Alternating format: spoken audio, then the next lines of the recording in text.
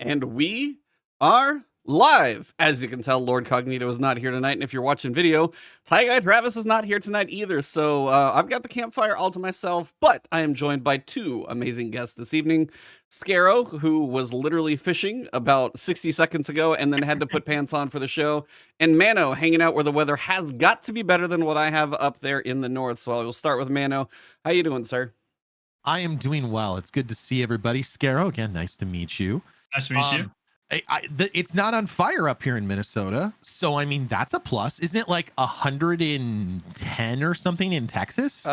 It's one of those, like, when it says feels like, it says 114. So that's just awful in every way. And then, that is a hard pass from me. Yeah. So yeah, that's the exciting day that I'm dealing with right now. Oh man. Yeah, I'm messing with like window sizes right now, so forgive me if I'm a little distracted. Oh, no, but, it's all good. We're live editing as we go. If you guys are catching the auto version of this, yeah, a lot of this is happening on the fly, but we are good. So yeah, no, today was 102 started. And see, the problem that you don't think about for us, because like if it's Arizona, it's like, yeah, they get up to like 114, but they're in the desert. It drops in at night to a certain extent. Granted, if you have like Dallas Fort Worth is this like concrete, just giant slab of concrete, so it gets superheated. So we don't get below 80. So your AC, if you want it anywhere reasonable, really doesn't get much of a break, like ever. So Sheesh. I was here, I don't know, I can't even remember how long it's been. It's probably been almost a decade. When we had like 70 degrees of over 100 in a row. Yeah. Yeah, I remember. And we were like 1 day short of the record. It dipped to like 98, and then we kept going for 100. I'm like, dude, I lived here. I at least wanted to be part of the record, but no. But yeah, so what temperature is it up there for you, Mano? I'm curious, because you're up in Minnesota, right? I don't even know. I went outside and even look. Minnesota weather. It is currently 85 degrees. Oh, it's sunny, it's warm, and when you go outside, it's just beautiful, and the wind hugs you. Like a warm, gentle, like you could just take a nap. A warm, gentle caress and the little bit of sun. Like literally my wife and I took a walk just around our neighborhood. And if you like peek out from the shade of the trees, like between tree shades, it's like I'm an ant under a magnifying glass. I mean, not a microscope, but yeah, you'd never catch him, but no. No cap. Have you tried to fry an egg? Have not, but I would bet it's possible on days like this. It would probably be a very, slow cook, so you wouldn't burn the egg, which is a good thing. Please don't burn your eggs. But yeah, I haven't tried it just because I should actually, just to say I could actually do it, but I don't know if 110. But that pavement, I will tell you, when you don't want to walk barefoot, this far to go get your mail or something like that, yeah, it's bad. Sheesh. Scarra, how you doing, man? I'm just vibing. I feel like I wasn't on that long ago. Like it was relatively recently, right? Yeah, I feel like we get you on here every now and then, depending on what's going on, or yeah, I'm just trying to think like hosts what bail on me. Excuse me, I'm sorry, I had a frog in my throat there. Yeah, mostly just like fighting Destiny Twitter conspiracy theorists. I think for the last couple of months, that's like my new job. I feel like Twitter fighting the good fight out there. I feel like I'm kind of the dad of the clickbaiters at this point, where it's like, cut that out. Stop it. Get some help. Just like, I was like, this will date me. Bill Engvall, there's a joke he has at one point. He's like, he just wants to walk around with the flexible end of a fishing rod and just whip people on the back of the neck when they do something stupid. Yeah, like kinda. Same thing. That sounds like you want to just walk around and whoosh, stop. But yeah, it's been kicking ass in the new job and just kind of vibing, man. So it's the chillest period of my life ever. It's kind of crazy. I'm just vibing. Fishing with no pants on. That's right. My diploma just shipped today. Yeah, so nice. Thank you. Yeah. It really sucks because I want to hang it up like in the office, but I don't want to like accidentally dox myself at some point. Right. Yeah, exactly. Yeah, so it's like I'll find somewhere to hang it. I don't know, but kind of one of those fun parts. But yeah, he's a doctor in the streets and a code breaker in the sheets. That's your destiny. Oh Destiny my Forte. gosh, I'm so lucky I already have a wife because I would never get laid with a catchphrase like that. See, that's the trick. Yeah. You get married before Do it before you dive they into find Destiny. out. Yeah. Well, do it before they find out about all the bad stuff, and then you're good. Well, I've been married for 10 years. This will be our 11th year, and Destiny's been going around just about as long. So my wife Yeah? mostly knows our marriage for just about as long as Destiny's been there. So yes, the There you joking go. of my mistress is named Destiny. So and has been for many years. Oh. I just kind of want to get your guys' vibes. I see Twitter. Obviously, we're talking about that. Caboose's Hero. That's a word choice. $5 super chat for the birthday and 100K. Thanks for all that you do. Thank you. I was like, I think that's Caboose's Hero. I just wanted to get your guys' vibe. Like, Solstice is coming. Iron Banner's going on. We finished the season. We got a exotic weapon that's divisive. Twitter's going on. Destiny did win a lawsuit. We'll get to that fun a little bit. Let's go. Just where are you guys at in, like, we got 5 resets or 5 Thursdays, I guess, until we get to the showcase. But where are you guys at just right now? Because, I mean, Mano's Twitter question alone, I can maybe start there because you asked that one. How you doing in the world of Destiny? I was in a wait, refresh. What's the question? What's the question? So, well, I want to tell the story real quick because it was very similar to like I didn't have pants on, and I was like literally like scrolling through Twitter, and I was like, what am I gonna do today? And I was like, what could I do in Destiny? Well, it's Iron Banner week, and I literally just thought to myself, does anybody enjoy Iron Banner anymore? I used to love it. Like, I used to literally hop on specifically in Destiny 1 in the beginning of Destiny 2. There were so many guns, so many emblems, and like not so many emblems, but there were cool emblems that you got from the game. And I just asked the question, and I had no idea that it was going to be blown up as much as it was. Like, Benji took it and ran with it. Everyone was commenting. Some people like to do it, but their question is, does anybody really enjoy Iron Banner anymore? Like, at all? That was the question, and it blew up on Twitter, and I was like, holy cow. Like, I didn't even know. But I mean, the mass, I think it's just part of the PvP experience too, is just not as solid as it could be. I think it's more of an expression of that, but I think a lot of people look to Iron Banner as to kind of be like a chill place where you can hang out with your homies, but it's become a sweat fest. Yeah. Well, So, I'm looking at this tweet. You have 201,000 impressions, and you have Twitter Blue. So someone's getting a payday in a couple of months. I got Twitter Blue yesterday because I was like, I want to make sure that I edit some tweets, because like I did a post on like how people like in Root of Nightmares, like a lot of people were like, crap. Here, I'll do this. Talking the final boss encounter, but like Bungie could have made it so you have to engage with it a different way. And so I put a thing, and I'm like, oh crap, I should probably edit this tweet. So I just want to have the ability to edit tweets. So I literally did it yesterday. I just like got the blue check mark. I'm like, I'll try it out for a month. Yeah, fair enough. But to your original question, Iron Banner used to be like, look, I'm like I do everything. I have max triumph score. That's like the setup for me. So I do everything in the game. PvP is not like my favorite thing in the world, but I would consider myself above average. I'm not the best player by any means. I play with a ton of people who are a lot better than me, and that's no secret. But Iron Banner used to be my favorite game mode because it was so chill. You just went in there and you just, you dropped a Wii ran, or you just played a couple games, and it was fun. And admittedly, that's a little selfish, but I don't care. And it used to be my favorite, but it was kind of, I think for me, the biggest indication of like where stuff started going was like, it was the skill base, obviously, but I think it was when we had the first season where Eruption was introduced. It was control based, or connection based, excuse me. And that was the most fun. That was my favorite mode ever. And then the next time it came back around, it was skill based. And I just remember playing like 2 games and being like, all right, I hate this. I'm done. And so, I'm kind of in that same boat. Although I'm enjoying Trials a lot nowadays, but it's kind of weird because it's like the least sweaty mode is Trials, which is strange. It's backwards. That's the thing is like I always like the idea, and I think like just looking from like the responses on my tweet, there's so many variable. I think we're just getting to the point where we have so many variable opinions, and I think it goes back to kind of like Glad's video, which it's funny because now the YouTube landscape has become, I'm gonna react to someone's reaction of the reaction of the reaction, and it's just getting to that point now. I got to get in on that, man. I know. I missed out. I missed out. I feel like should have jumped in on that one. But his take was, PvP,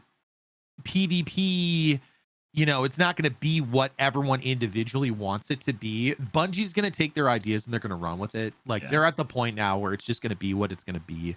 I was just lamenting the fact because I remember the guns like Nerwin's Mercy. I remember Claws of the Wolf. I remember, gosh, what was it called? It was the Rise of Iron aesthetic. You remember those guns that sort of had like the spirally kind of spiky kind of vibe going on? Yep. I'm just like, that would be such a win if you're already bringing back a lot of weapons. Like, why not bring those back? And like, you're redesigning some of the guns. It'd be cool if we just got an entire Iron Banner refresh. I always looked at Iron Banner as like a celebration of PvP. Like, if there was ever a moment where PvP could come and shine for like a week and you could just hang with your homies. But again, there's the whole like skill-based matchmaking, connection matchmaking. I forget who it was. I think it was oh gosh, I'll remember. Ando's Dan was talking about how he'd love to just do Iron Banner, like it rotated between 3 or 4 modes the same week. So like you would never get the same thing. So it kind of always felt fresh. And there was times where you'd get Control. There's times you get Mayhem, which was in Iron Banner. And you just, and then Clash. And you just rotated between the 3. It was great because it was just like, oh, if I lost this game, maybe I'll do better in the next game. And I just miss like going for those things and not having to click on a vendor. I guess that was just my take. So no, I mean, I was gonna say you guys kind of covered it pretty well.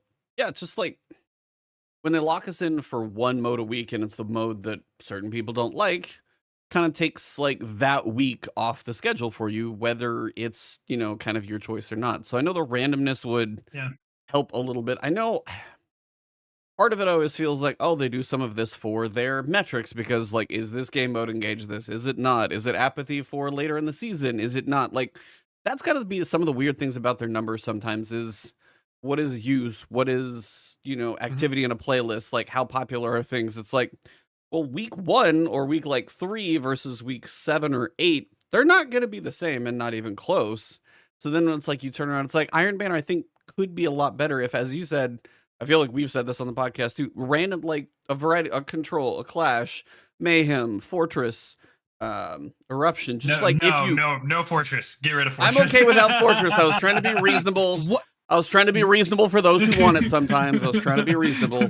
Well, and what's funny is that, again, from that tweet, there are some people that absolutely hate Eruption. And then there are some people who absolutely... See, I don't mind Eruption. Yeah. I like Eruption because it's kind of like interesting in its vibe. But the thing with Fortress is it's just how many Bubble Titans do you have? If you have a team of Bubble Titans, you're going to win. Yeah. I'm personally in favor of every single season we get a new unique game mode. It doesn't always have to be something serious, or or add it to the rotation. So maybe like the first week of a season, it's a brand new game mode, Sticks and Stones, something else, just something fun, like a new unique, switch it up a little bit. And then the second, are there 3? Did they go back to 3 Iron Banners? They went back to 3 Iron Banners because they did 2, and what ended up happening was everyone complained because there were only 2. So they're like, for the people who wanted to gild their title again, they're like, oh, I didn't have enough time. Because right.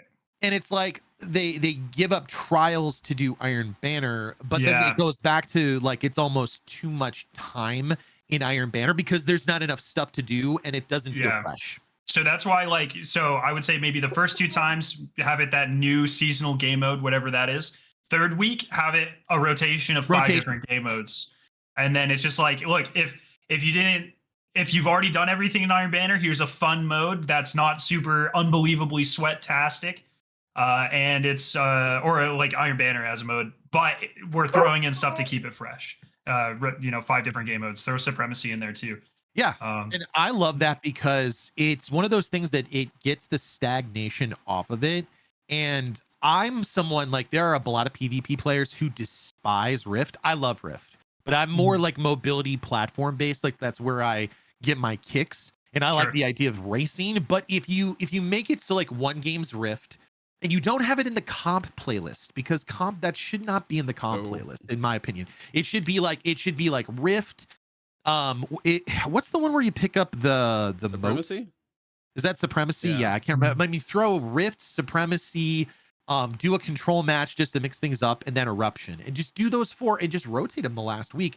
Every game is a little bit different. And if you're a sweaty PvP player and you get a Rift game, you're like, it's a Rift game. I lost. Oh, well, my other teammates didn't run. Whatever. Next game, Clash. Oh, I can dig this. Like there's momentum that you can gain from that. So. Yeah, I can't agree enough because I have not actually touched Iron Banner one game this entire season. And that's really rare for me. I think Iron Banner I've guilded multiple times, played it, and it was just like, between other stuff I've been trying to work on and the Diablo coming out, definitely taking up plenty of time, which is... That's midnight, everybody. Scarrow, did you midnight agrees? Because the emblem's fire, but that's like the only thing that's good about it. The 2 reset emblem? Yep.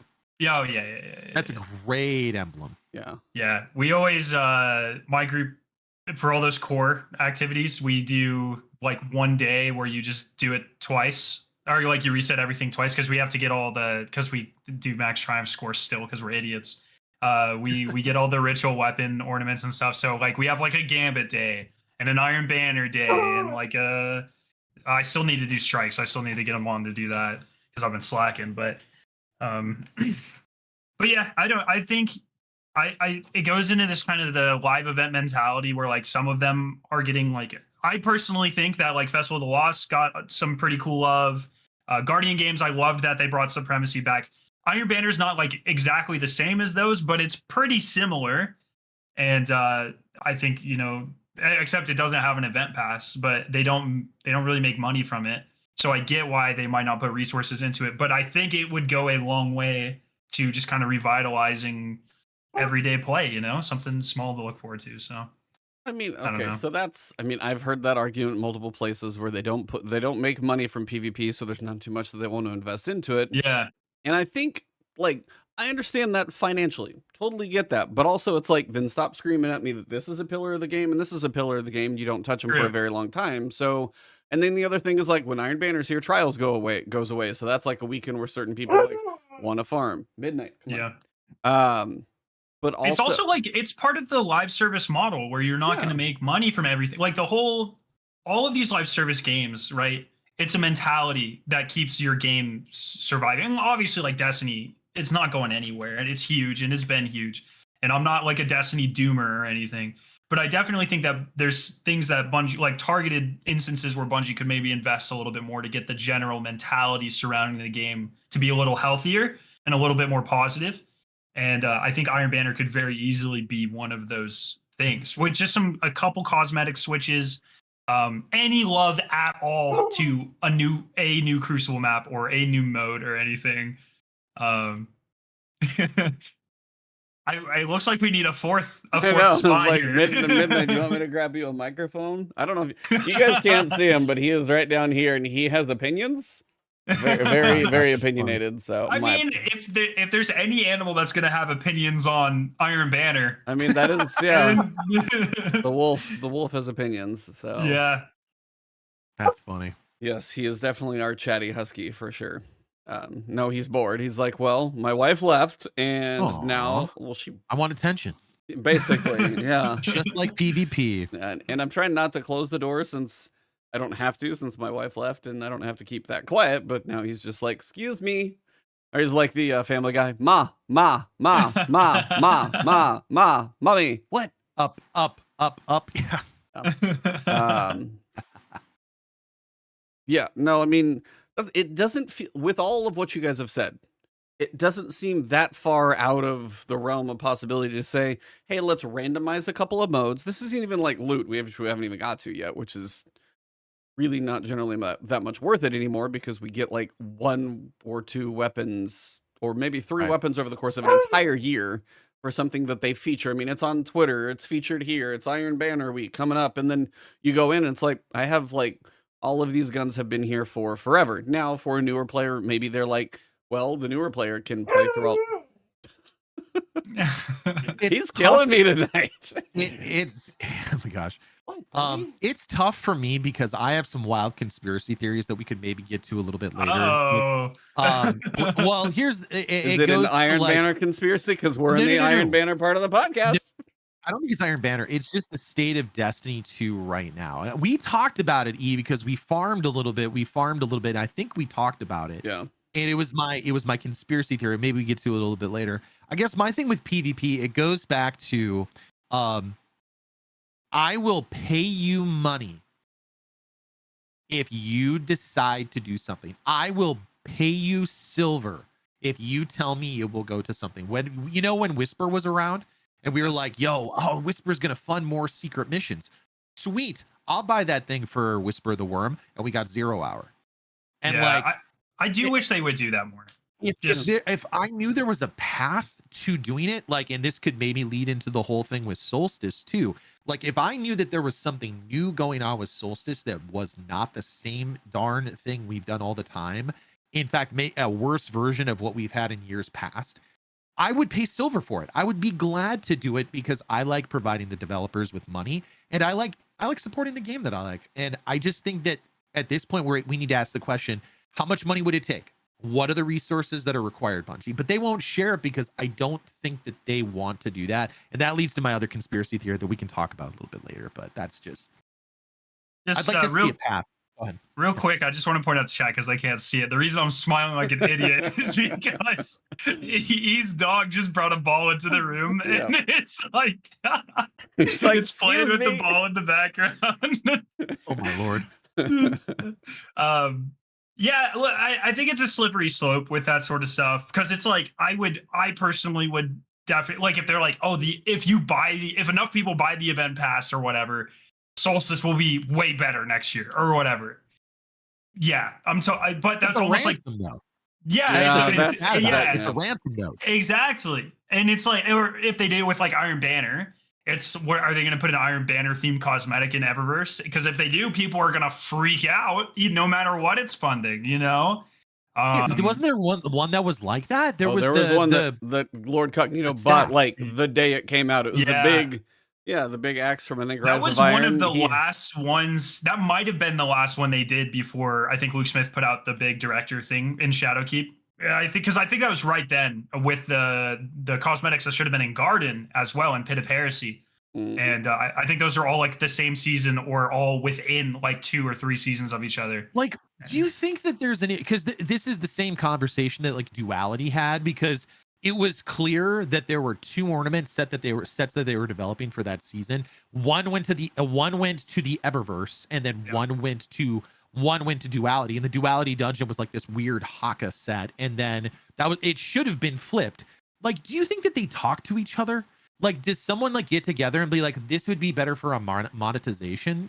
Because that just, to me, it just doesn't make any sense. Why are you developing a Haka set that looks like nothing, and then you have this dope set and you're making it for the dungeon, and you're just we'll just flip it? I bet there's a business oversight committee or something. And I mean, because before that, there were a couple seasons where there were weapon vendor themed skins in Eververse. They were the seasonal sets in Eververse. And so the Duality themed ones went to the season pass or something like that. And so we obviously will never get proof of this, but I guarantee that there's some sort of, there's a team and their entire thing is to make profit margins, and they're like, hey, these sets weren't selling well in Eververse, let's get a better set, maybe just sell the season pass a little bit better. And I guarantee the people who develop those armor sets probably have very little say or are maybe not as happy with that decision, but at the end of the day, that's how it works. That being said, they fixed it though for these last two, the last 2 dungeons have been fire. Yep. The Taken set, I got all my armor sets and slapped that on there. So good on them for fixing it. Mm-hmm. But I want to believe, again, it goes to my conspiracy theory that there are people in business suits that maybe don't game, that are data wonks, that maybe enjoy the aspects of gaming but don't understand the community. Whereas like other community managers and devs would, because I know, like I've talked to the devs, they want this game to absolutely slap, but there's got to be some guy or suit at the top. Yeah, I mean, there's an algorithm that's like, right, you know, how mad are players going to get, and does that actually affect the bottom line, or are they just like complaining about it, you know? And so that's kind of one of those to where it's like it's interesting to watch the direction of the game too, to know again who was making what decisions. And it's like somebody somewhere like Jason Schreier is going to put together the Destiny timeline of who is running the game at certain times when decisions were made and all of those kind of things. And that's going to be like a, what is it, like a corkboard with like red lines going all over the place and everything, like a murder mystery. But no, I mean, that it does feel sometimes decisions are going to be made financially. Sometimes decisions are going to be made for the, you know, game to be more on the fun side. And it's a balance of making sure that for your community, it's like, we know you got to make money, but we got to do this over here too. So instead of making the hockey set, like, or choosing to put that in there, why have a generic space set to go there when it doesn't really make a ton of sense? Like, make two, like, you can make two cool sets. Like, their artists that's are what fantastic. They did this season, right? Like, they were, once they get past these, like, they've gotten all the boring, like, blue-looking legendary sets out of the way, you know?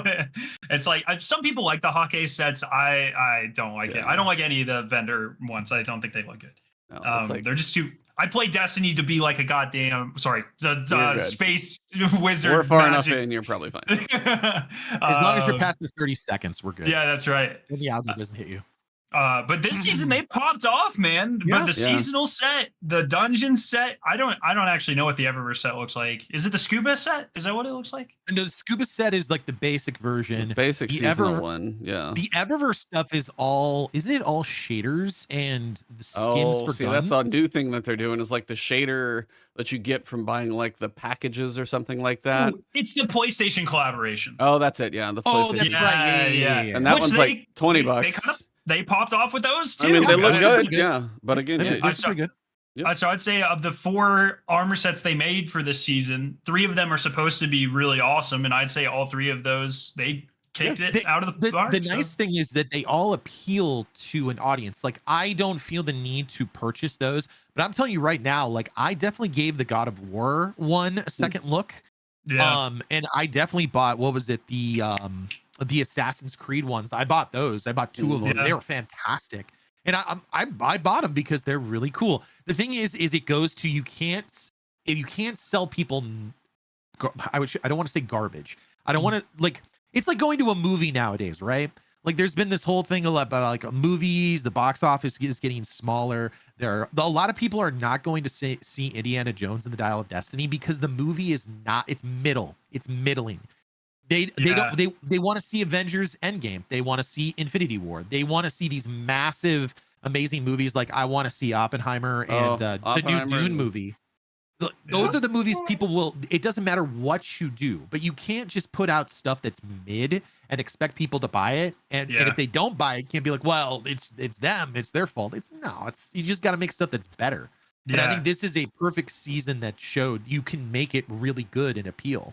Yeah, I like the collaborations too. I hope they keep doing those because that's like, I feel like that's the sort of stuff. Travis hates those so much, it cracks me up. Does he? Yes. I feel like that so anti-collaboration because like he doesn't like what it does to like the Destiny universe or whatever. I'm like, dude, like, stop. That is not a hill to die on. I'm sorry. Yeah, I would rather random cosmetics that still look good go to fund Eververse or whatever versus cosmetics that very clearly should have been somewhere else in the game. I'm the 100%. That's like, if that's the trade-off I have to make, 100% there with you. Now, and what cool, and eventually they'll hit like an awesome franchise that like I'm a fan. Like, imagine they do like a Dead Space collaboration or something. I'm buying the new that day one.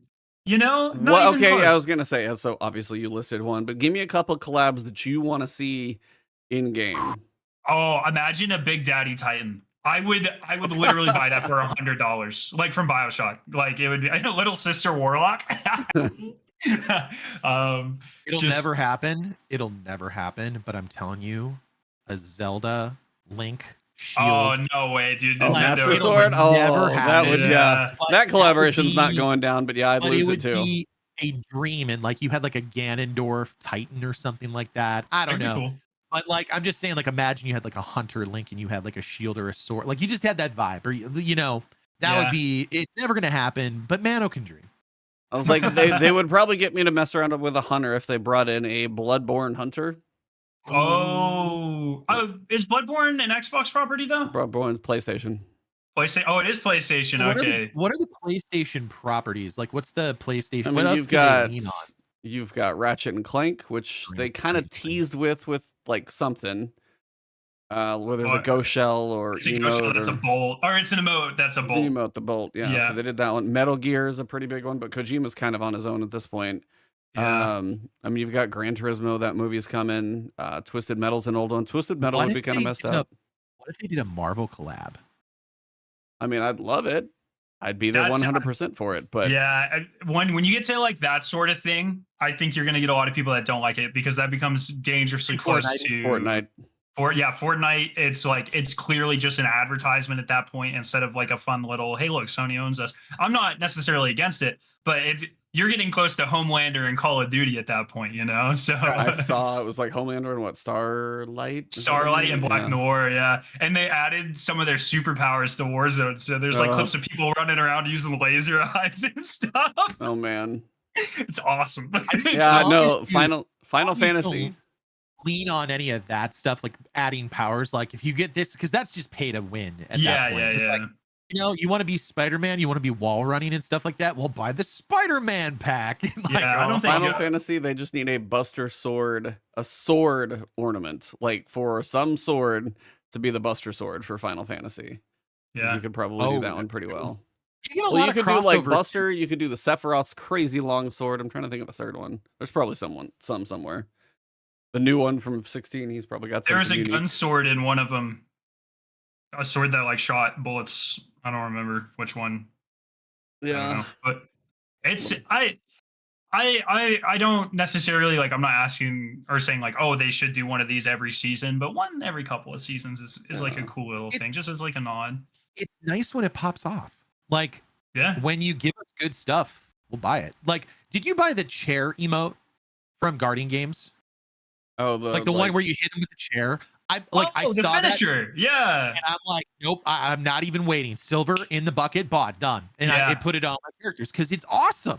It's great. I don't even love wrestling, but it's just so funny. And it broke the ragdoll physics, so it sent people flying too. It's funny. So that was made by Ben Spearin. He does so much, or Ben Platnick, his name on Twitter is Spearin. And he just unfortunately he's not, didn't he? Yeah, he's not at Bungie anymore. But I've chatted with him a couple of times, and it was very clear, like he just got it. Like he knew exactly what we thought was cool, and he didn't let like technical limitations stop him from delivering that. And I don't know. And the thing is like he was very public about it, and he always like explained it. And so I have like a face to tie all of that to. I'm sure there's plenty of people at Bungie that do the same thing that maybe don't walk through their process on Twitter. And so I'm just not aware. But Ben's work, every time he came out with something, it was just like fire. Yeah, and like you would just know, like when you just see something in Eververse, and it's like, oh, Ben totally worked on this. Like, there's no way. Well, Paul was funny because he got like the touch grass emote at one point. Yeah, he was cracking up. He's like, "Did you actually make that for me? What happened?" And he's like, "I can officially neither confirm nor deny," kind of thing. So one of those. It's like you can have fun with those types of things and then make your financial money, but on the other side, give us some cool stuff like. I mean, what better way to get people to buy microtransactions than to lean into memes? That's like, that is the currency of the internet. Yeah, you're a 9-year-old game. Your artists do great work, but like, think outside the box occasionally, and I think we'd be okay. Yeah. I have no idea how we got down that rabbit hole of a topic, but that's kind of the way the show is going to go. We were talking like monetization of Iron Banner, Iron Banner and what it would take to get things. So kind of to come back to it, all I was saying is like, if I know that my resources, like if you make it a ransom note, people like are going to say absolutely not. Or like, hey, if you tell people, hey, the chair finisher paid for this year's new Solstice event, which is, you know, we added new islands in the EAZ, and now you can go and you can get more collectibles, or you get more orbs, or you get more armor. And if you collect those things, then you have a greater chance of getting a better roll and blah, blah, blah, blah, blah. If I knew that there was a path in a support structure, is like, hey, you helped pay for that. Cool, let's do it again. Whereas now it just feels, and this is just kind of leading into my Solstice, because I saw your tweet, Scaro, and I liked it, and I like 100% like felt it. And I'm not sure if we're done with Iron Banner. No, I was like, we're just smooth transitioning right into Solstice. Segue, let's go. Well, Arrow, say what you said. Like I said, I just want to sit back and nod to what you said. Yeah, so I completely agree. It pretty much. I've been complaining about this on stream for the last couple of months because I knew they were going to do it, but I was really hoping they weren't going to do it. Where Solstice used to be kind of the pinnacle, like it was. If you go back to like the first 2 or 3 years of Solstice, it was very obvious. Like all of the yearly event resources went into that. And everything else was like Crimson Doubles, which was just doubles, or like the Revelry, which was literally just a green version of the Infinite Forest. Festival of the Lost events. Forest. Yeah. Infinite Forest, yeah. So it was just like all the other ones didn't really get a lot of love, and then Solstice was massive and it was awesome. But Solstice has kind of maintained that. Everything else is built up, and now we're in the 5th year of Solstice in the EAZ. It's got to be something like that, yeah. And it's gotten more boring every time. And then they switched to Bonfire, which was, in my opinion, the worst thing they could have done. Because you take this incredible, like, the EAZ was getting stale, and the run around hide and seek was getting stale. But taking this amazing vertical space with all these secret pathways and teleporters and being like, well, you only play in the center of it now. None of this peripheral stuff matters anymore. You never have to go anywhere here. And it's just another one of these stand in one place. It's very battlegroundy, where it's like you're in one spot, you're killing a lot of enemies, you throw another orb, and then it was cheesed really easily, and with the Behemoth Titan and that sort of stuff. So I was really hoping they were going to switch it. They did not, it appears, do anything substantial. They always they tried to like switch and make this about like armor focusing, but 90% of people that like are going to play this event seriously probably already have like, good sets, if not perfect artifice sets. So like regular armor doesn't matter.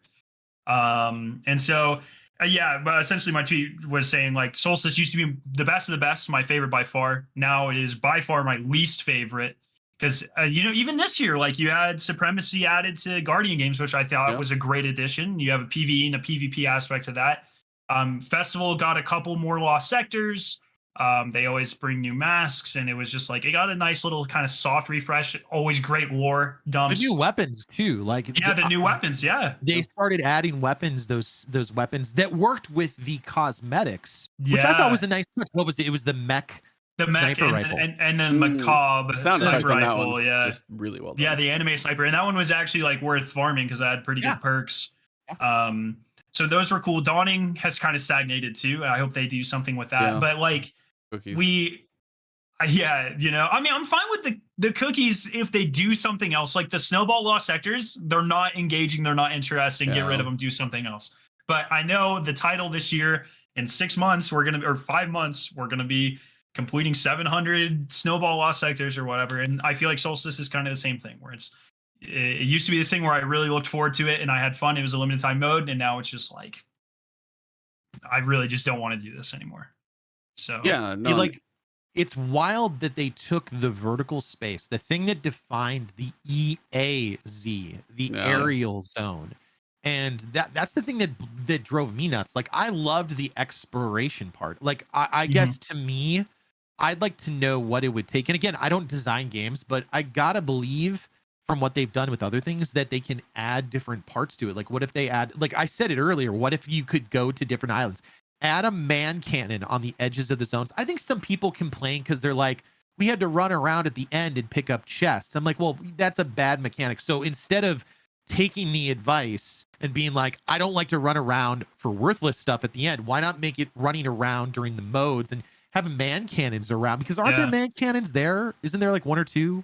Yeah, maybe I think like on the sides, right? Yeah,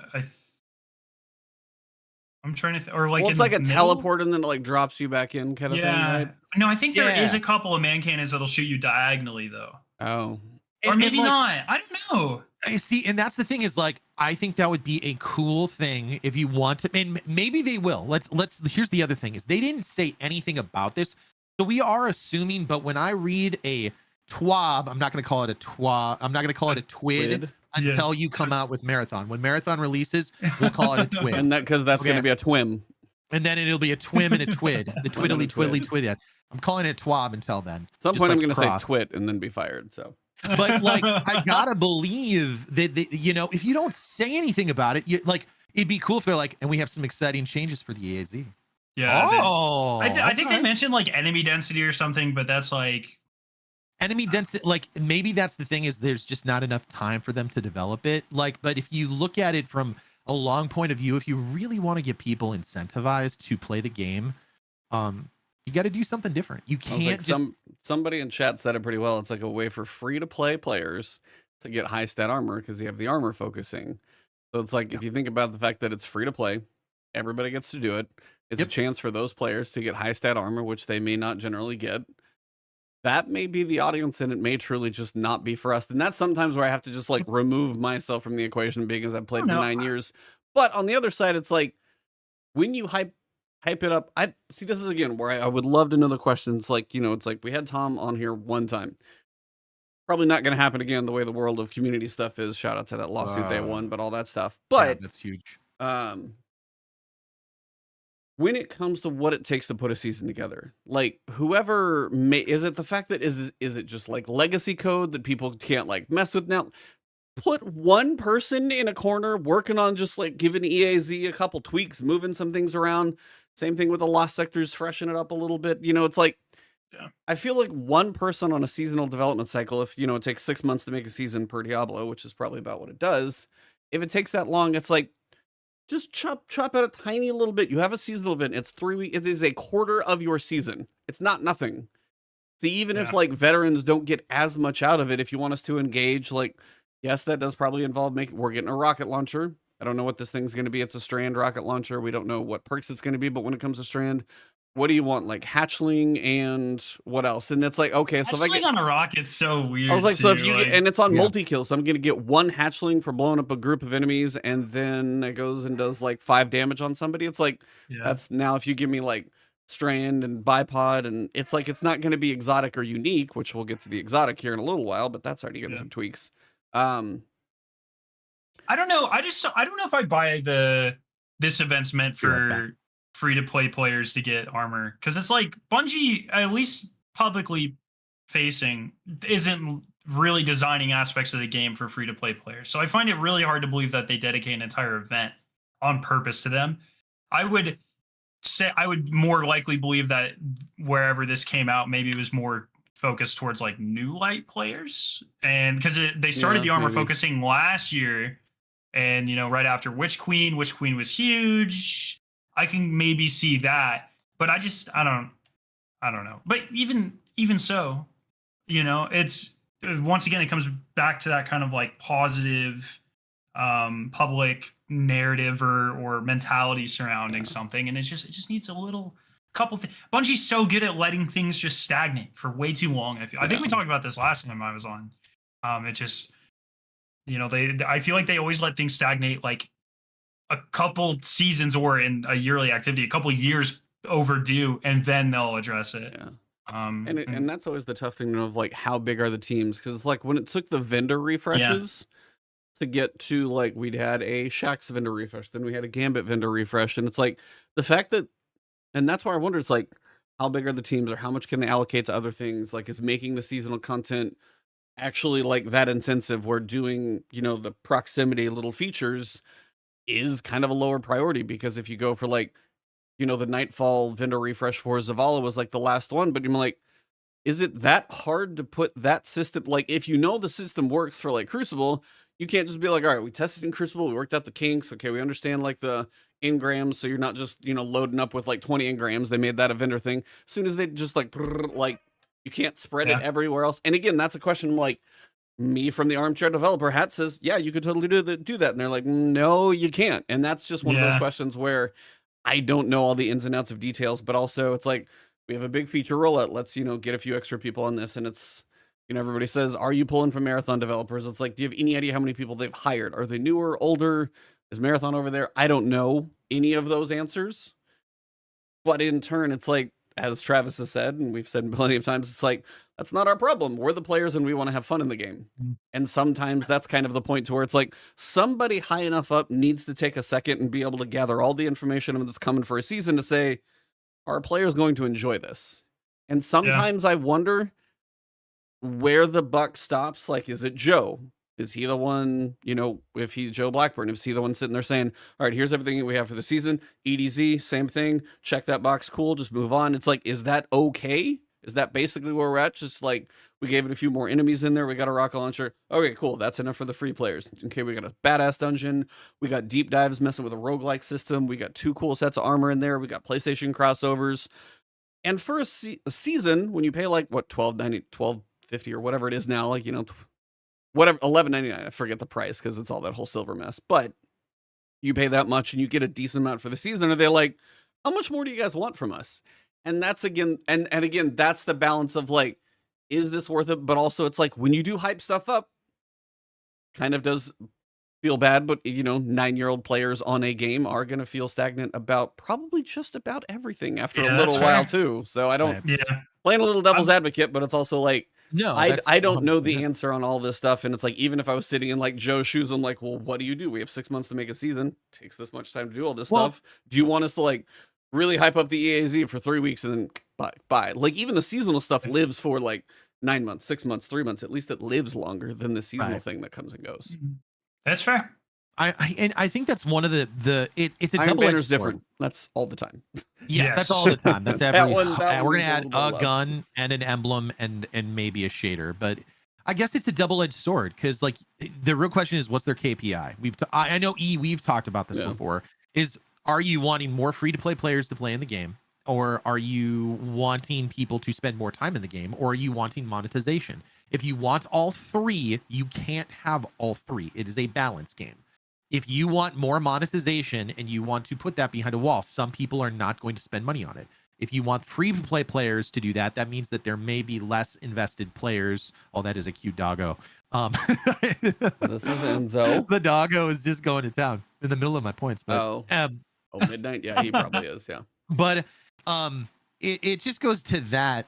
And I guess to me, it's just, I think the seasonal model does a disservice to the devs, partly because it's a double-edged sword. You want to keep the game fresh, but obviously you can't put in so much content that the game just collapses under its own weight, right? But there's so many, and I think that the good first step is bringing back, and of course EU and I are going to resonate on this very well, bringing back the exotic missions and putting something I think that's a great first step. I have regularly said the Whisper mission, the Outbreak mission, Presage, those things, Revision 0, easily the best content, at least in the top 10% content of the game. Yeah, for sure. Raids, dungeons, and those. Trials, if there was more of, I don't know what else you could do with Trials, because the PvP community, they really get into it, and I like Trials. But like, when you just remove all that content, it's just, it doesn't feel good. And I don't know what else you can do, because it goes back to, I think it was Dado who said it. There's so much new stuff in the game. What did he say? There's so much new stuff, but none of it seems to matter. Like, on paper, this season should be a banger. We got all the returning weapons. All of them are takenified. I literally said you have one job, put taken weapons or taken armor in the game. And they did it, but I'm still like not pulled into it. And even this exotic mission, it's cool and I like it. And I like the scout. I think people are sleeping on it. And I think if it's going to get a buff, it may be overtuned. We will see. But especially if they're going to do, apparently we will discuss. We'll discuss. Here's the thing: is that Cross did a review of it, and he was wrong about one thing. I actually did some testing. I got to put out a video about it because there's a hidden perk on that thing that no one is talking about. That if they redo Stasis, could make it a monster. If they redo, if they put a Stasis feature next season, the real question is, are they going to do it? Because you have to own Beyond Light, and that's not good for free to play players. So is that your KPI? Do we want to get free to anyway? Maybe stop but on making paper, subclasses pay to win. On paper, they delivered on many of the things that people wanted. Hey, we want a secret mission. Hey, we want these newer weapons, and we want to be able to grind from them. We want a cool 6-man activity and another activity. Deep dives are actually a lot of fun. I like doing them, and I think getting the tier 7 is great. But there's so many other like elements in the design that make it not work. The fact that there's not a ping system in the game or a communication system in the game that's consistent. Be like, go click Toland. I want to do a tier 7. You know, I think those are other things that impact the game in a way that it can be seen as negative. But I think this season, there's a lot of great things about this season, but I think we're just tired, and we need more new stuff instead of, you know. Well, even as you said, like, oh, cool, we got new armor sets, and that's fine. All I'm really getting the armor sets for are skins. Like, I haven't cared about an armor drop in a hot minute, and every class item, like, I can't delete them fast enough. I swear. Class item especially, like, if you... Yeah. You do not have to grind for Artifice class. You get one Artifice class item, you're like, all right, gold mine, check. You are locked in for life. I do not need another one. And you're like, why do you have more than, why do I have more than one class item? I still don't know, but I'm like, just because I haven't gone through and deleted them all because they're like masterworked or whatever. But yeah, to be fair, just because they're holding materials, that's it. The seasonal, I wouldn't call them origin traits, but the seasonal ones, because I ran salvage. I wish they would do more with those. Yeah, like they have class items, and the armor give you like more sonar reputation, or they give you other things, which is cool. But exactly. But when you know it's gonna be removed in 3 months anyway, why do I want to invest on that piece of gear? Yeah. Like sonar station isn't coming back, so why do I care about it? Oh yeah, like, I mean, as soon as Final Shape comes out, it means 0 for sure. Right. That's kind of the thing. That's one of the things I did want to point out. It's like, it's got to be hard to be whatever team rotates into, and I think it's Tom's team that rotates into like Season of the Seraph. Banger season. Gone 3 months later, the whole friggin' thing. I'm like, yeah. It was the best season from last year, and it was the last one, and it lasted the shortest amount of time. And I'm just like, why do you have this? I know it. Yeah, it's like, I know it's the big one. It goes into the, expansions. So they got to do the big hype up and everything. But I'm like, there's these Seraph activities and this exotic mission and all this up by. Right. Man, the exotic mission will be holding on to a few of those, so we'll get that thing to be the exotic rotator for the future. Yeah, and thank goodness that's coming back, man. Yeah. And they said some of the cinematics are going to be staying around because this season kind of important for the Final Shape. Like, Bife nearly lost it until that was confirmed. And I don't even know how they're going to do that yet, but I'm really hoping that now that there is the secret mission rotator, that maybe there's a little bit more incentive for them to start doing them more regularly. I mean, it seems like, because there's essentially been some version of that for the last 3 seasons. Like the one this season's obviously shorter and a little different. Probably wouldn't go in a rotator, but the that'll longer be sad ones when that goes though too. Like, yeah, it's cool. At least it's a little smaller. I like how they switched it up, and I like that they haven't said anything about making it easier. I like that it's a little more difficult. Yeah. I like the timer. It makes people, because it's, I mean, okay, is it the hardest thing in the world? Absolutely not. It takes, I would say, a medium amount of build crafting to do easily. Yeah, right. Once you kind of plan something out, when my team cleared it, we botched a damage phase, still beat it with 90 seconds to go. Once you kind of know what you got to do, stay a little farther away, figure out what supers works, focus on the crit so you have the right type of weapons and not rockets. When you start kind of narrowing down what's needed, it's not that bad. But as you said, it takes a couple times to work out the kinks. And I like that because it's kind of forcing people to think about build crafting and approach the game from maybe a direction that makes them think about difficulty a little bit more. Right. And that if we get players starting to think about that, we can start making overall content a little harder and maybe not have a Roots of Nightmare again. The number one thing I'm hearing, because you're right, Scarrow, the difficulty is great. I think if you're in a fire team, it's perfect. In fact, I think if you're in a fire team, it should be a little harder. Oh, I'm gonna go salt a Greppo on people. I think it should, but I think it's one of those. Divinity should be not allowed. It makes it too easy. But the one thing I would say, because I have a lot of people from my community and my YouTube channel, because I make a lot of solo content, right? Like solo flawless guides and stuff like that.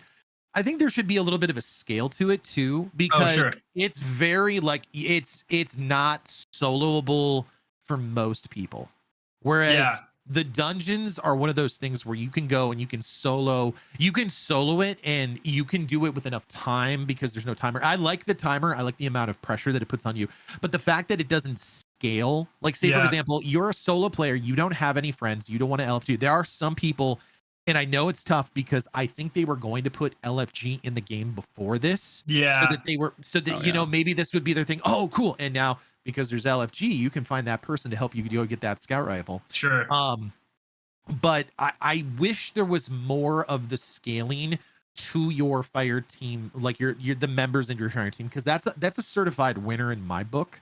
I think it makes the legendary campaign. One of the things I do is I go through the legendary campaign for all the expansions we've had on those as fast as possible, and then I do a solo legendary run, and it revitalizes the game to me. But it's not so, what would you say, bullet spongy as a solo player. Like, it actually feels engaging, and there's not a huge amount of threat, but it's not like I'm brain dead. You know what I mean? And it would be like, I think you're right on the money. The difficulty is where it should be. It should be a challenge to get this weapon. But I think it can't be so far out of the realm if you're going to lean on solo players too. Yeah. So I guess, I mean, that brings up the kind of question or the discussion then, like, how much of the game should be achievable solo? You know, and if they're not going to be able to do it solo consistently, it's probably better that it was a lackluster exotic, to be honest. I think that's fair. Like, and this one is, there's no like triumph to do it solo. There's a triumph to do it flawlessly, which is all. Oh, that's deep dives. I mean, tier 7. Thank goodness. By the way, okay, a little aside, they made all of those individual based this season, so I can do it like with an LFG team of people who suck as long as I don't die. There you go. That's huge. That's a W. They were listening. That's a W. And I think that the other thing we got to do is like, and I try to pull it out as much as possible. So there's so many things that they have done well. Yeah. And things that they have listened to. Hey, don't say that on Twitter, dude. You'll be called a dick rider. Well, Twitter's just full of anime profile pics and people that don't have anything to do but scroll Twitter. Dude, like it's awesome. I love it. It's so good, man. But I mean, that's like, that is the thing. It's like, Bungie does a lot of things right. Like, I will tell you guys, like, I got a code for Redfall, and I played it a couple of weeks ago or whatever. No, it was like, as soon as I fired the first gun in that game, I was like, I miss Destiny.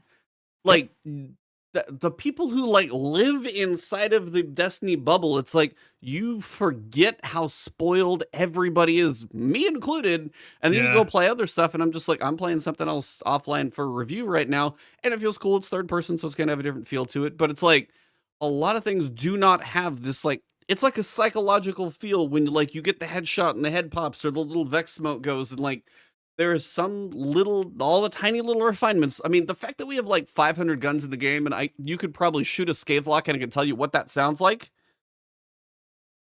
Like, that's hard to do, and there are so many. That's why it's like we get a lot of reskinned weapons or we get reissues and stuff right now. It's like, that is why more than anything, it's like, I'm not saying it's not like, I don't want to say it's lazy because they have developed so many things at this point. We are 9 years in. We just like have seen stuff, and the DCV is a whole mess of, you know, should have probably stuck with sunsetting, whole different debate. But like the fact that when you can pick up a gun and fire it, and you know, that's what that sounds like. That's what this one feels like. This, like, I know by muscle memory, this is how this hand cannon fires. The fact that all of those things have a decent amount of identity to that many guns. It's like Bungie does not get enough credit for their wins, for sure. But we also got to call them on some of their, you know, got to call them on the L's. So it's like, you got to be fair and balanced. And it's like, as you said, you're going to get called a, you know, a shill if you're like, oh, they did something well. It's like, well, what about this other thing? I'm not saying I completely agree over here with the other thing. I'm just saying this is cool. I can say something's cool without, I can have two opinions. It's okay. It's the problem with Twitter is that the most engagement you will ever get is negative comments. Like my thing was not meant to be negative. It was meant to be a lament, no pun intended. I just wanted that feeling back. Now, you know, to your point, E, I think that's going back to kind of the PvP question. I think it leans onto the fact that for so long in Destiny's history, it's got so much potential, and so many PvP players I think are frustrated because the game could be a banger.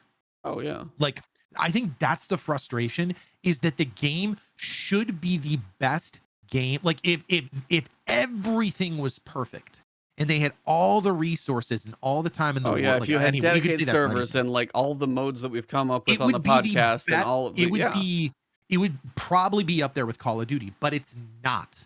And there are things that, like the PvP, you're absolutely right. There is no game that feels like it. And that's why PvP players, I think, are really frustrated, because they want it to be so good. That's why TV play, like True Vanguard plays it consistently all the time. He could be playing other games, but they don't feel the investment. They're like, it feels great, it's amazing, but there's always something just holding it back. I mean, Destiny has 9 years of potential, because we're like, oh, this is cool, but it could be fill in the blank. Like, that's been 9 years of this game, and I mean, it's hard. We can dream, like, what is post-final shape? Are they going to drop last-gen consoles? Are they going to, like, what if they took everything in the Destiny content vault and were like, here's everything back, and they were just like, shove the game full of all the stuff, we've been polishing it up, it's all in the new engine, it's all in this neat little package. And then, like, what if they came in and said, hey, you've got Final Shape and you've got the Legacy everything bundle? And it's like, what if they just came out with all these W's and you're like, damn, where'd all this come from? Be like, we've been saving it up. Oh, did you have to blue ball us this long? Like, at some point, you got to hope that something like that happens, because all of us in our mind are like, I think you know what to do, because we all talk about it all the time. But it's like, I know there's a lot of time that goes into it. So I think that's kind of the thing too. And yeah, somebody said I missed the reveal streams, like with Deej and stuff like that. Just watching the recent Diablo stream, the campfire chat that they did, not to poke too much fun at our own podcast here.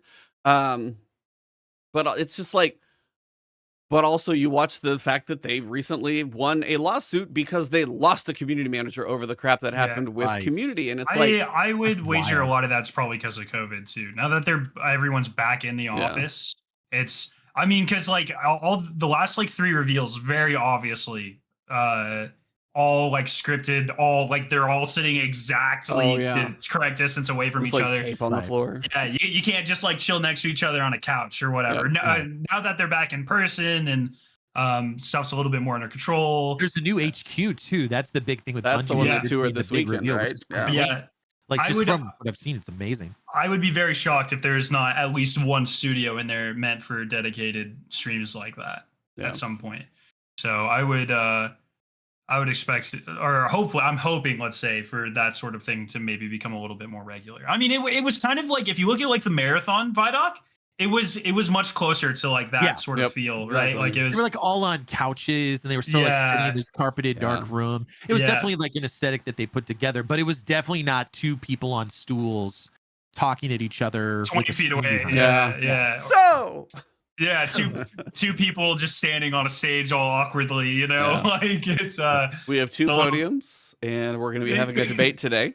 No. 100%. Like, that's the showcase. The only thing about the showcase that I'm worried about is there's going to be so much information to digest, and we're like, new season, like literally an hour later, I'm like, I need more time to digest. Why, as a content creator, does it have to be so close? Can you like couple hours back? Give me some more time.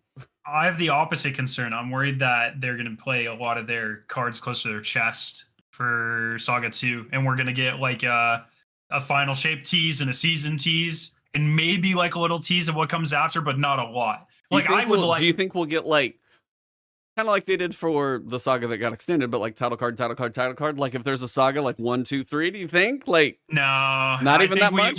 I think we maybe get the name of the next expansion, or like the working title, you know, or the next saga. Or the name of the next saga. That's a good point too. I can see that. Like when Kevin Feige walked on stage and he's like, the multiverse saga for Marvel. I wouldn't be surprised if they were like, oh, the space technology saga or whatever, you know. And it's the big rumor lately, the Vex saga. I don't think you can reveal too much about it ahead of time, because then that will lead it too much into the story and what might happen. Yeah. Because we all are assuming we're going to kill the Witness.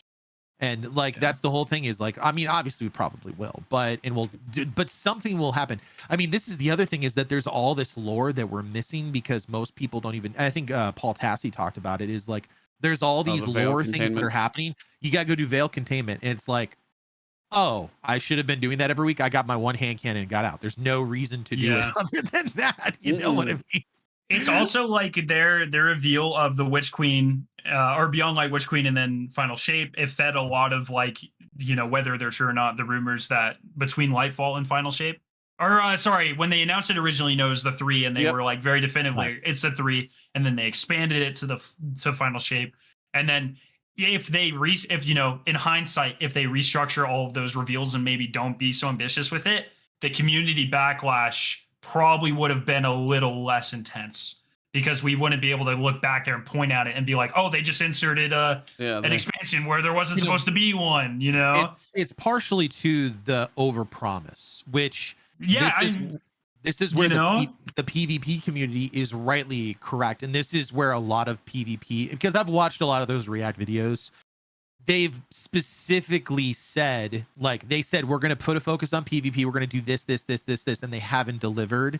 And that was one thing, like, Glad was like, they're not making any promises. No, they made these promises. Yeah. They're not delivering. And that's why the PvP player's mad. Not that they're right or wrong, and not that, like, someone's wrong and someone's right, whatever. Yeah. It's more of just that they said they were going to do something. So in this respect, maybe seeing less is the smart play. Because, you know, over delivery, you know, that's the whole meme too from the game conference that they were at, is you don't want to over deliver, because if you over deliver, then you can't deliver on it regularly. So, I mean, that's kind of the whole Forsaken thing, right? If they said, hey, we have a plan for our next trilogy of expansions, you know, we've whiteboarded it. There's the blurred out whiteboard with like year 11, 12, and 13, or however you want to do it. That's fine. Like, you don't need to tell me everything that's going on. You can say, hey, we've got our next like trilogy, our next saga plan or whatever, and we've got our next set of expansions kind of lined up. Yeah. That I just like kind of want to have an idea of like what the future, like, and that's kind of the thing. Since I've got you, Scaro, I think I probably asked Mano. It's like, so when we were talking on the podcast, we were saying they usually do one business thing and one big feature. Like, we got loadouts. That was a big one. And then I forget the business thing they mentioned for this last one. Dungeon pass, you know. Dungeon like keys and random stuff like that. So it's like, what do you think is like a business decision coming with Final Shape? And then what's like their feature coming with Final Shape? Oh, the Epic Games thing probably would have been the business thing last time. The massive player numbers in the new expansion that were a little inflated because it was free. All right. Gameplay thing, I'm on Uber Copium. All the raids come back. Let's go. Boom. So just Destiny 1 and all of the Destiny content vault in Destiny 2. Just the raids. I don't want to go too ambitious, right? Okay. Age of Triumph 2. It's sort of happening. Because, like, all right, I don't want to, if you guys don't want to hear, this is what I have heard. I have not looked. I have not done it myself, but potentially they're saying that Crota might come back. Again, I don't know if this is okay. What happens here is you have people make fake pay spins, and anyone can do this. And I've considered this for a very long time, making a fake pay spin, acting like it's real, you know, making fake accounts, all that, and then laughing at everyone when they fucking believe it. That's here's the raids that can come back. Here are the raids. Like, we can literally talk about it. It can be Crota. It can be Wrath of the Machine. It can be Leviathan. You can't bring back the other raids without Leviathan. Leviathan is in orbit around the moon. You need like all of the raid layers. You can bring back Scourge. I don't think they're going to. And the people that are using lore, it's not there, right? Because it's now where the Fallen live. Returning raids are never canonical. They never play into the story. They never have anything to do with anything. They're just you know, with the New Light experience, like with Navoda and stuff, they kind of tried the retconning of the DCV stuff, but neither Vault of Glass nor Kingsfall had any, like, they just don't exist, right? Like they're just here's content to play. The Destiny 2, like the Destiny 2 raids, it's the same idea as like the PvP maps. They have to put them on the new engine, right? So if you've had they'd have to rebuild them. They'd have to rebuild them. So would you have more time to rebuild those ones or the Destiny 1 one? You know what I'm saying? So does it make more sense to put more Destiny ones? Because you'll have more time. Like, you could have a Bungie, year. We have a question. What is the development time to transfer? Exactly. Is it really hard to copy pasta or raid from D1 to D2, or is it easier to do it from D2 to D2? Just thanks. If you do the math, and you want to bring those raids back in, it makes sense for some reason. It's either to have Crota this year and then Wrath. Then you've got all the D1 content. Then you're just done. The only thing you're missing is Black Spindle. Like that's all you're missing in Destiny 1. Like then you can just throw all the raids at the end and then you move on to the next whatever you want to say. You mean like the mission? You want that back? No, I'm just saying like you take all the relative content from Destiny 1 and it's in Destiny 2 now. The only thing that you really don't have, I suppose, is the Plague Lands. You kind of have Venus with Volta Glass. Mars is sort of there. Like it's all sort of there. You know. I'm just saying, like, maybe we look at all those things. If you could pick, what's your one raid? What's the raid you want to see? I want to see Wrath of the Machine. I would giggle like a little baby. I don't even know who giggles. I would giggle so hard if it was Wrath of the Machine, but Scorn, because I've been saying that for 2 years now. And if it would never happen, but if it did, Wrath of the Screeb, I would just never stop laughing. That would be my Joker art. There is a Screeb plushie that looks very odd. Oh my gosh, that thing's terrifying. Yeah, that is a weird situation there. I love somebody's like Wrath is coming back and Icebreaker is the exotic. Yep. 100%.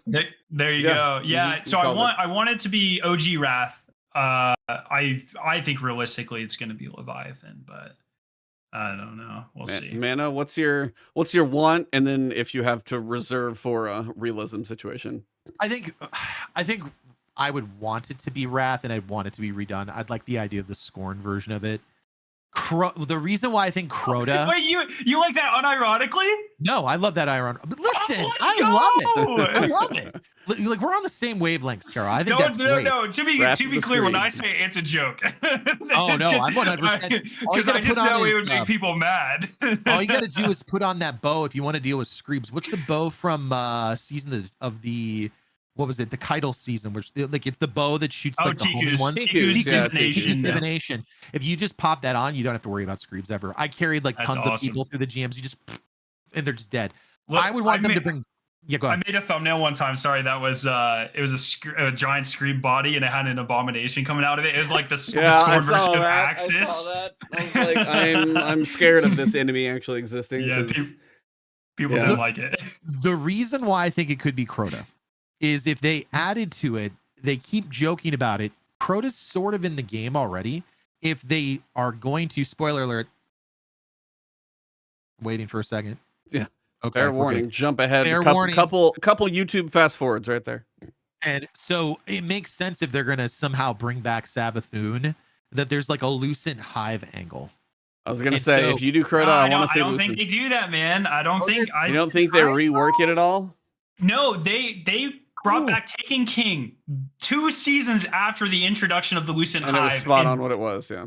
And they didn't put a single. That would have been the perfect place to put Lucent. I don't care if it doesn't make sense because it doesn't exist in the universe anyways. Like it's like a what if situation or whatever, right? I think the reason, if I look at it from a lore standpoint, the reason they wouldn't bring it back, of course, you have said that they just kind of exist not in time. I do agree with that 100%. Is that the Lucent Hive were never Oryxes. They were always Savathun. I mean, so they weren't Crotas either.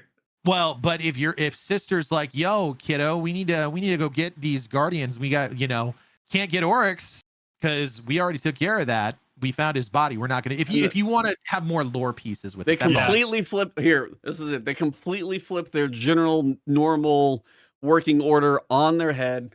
We find Imaru in week 1. We raise Savathun in week 2, and then we're going to take a Hive Ghost down into Crota's End to res and give us a.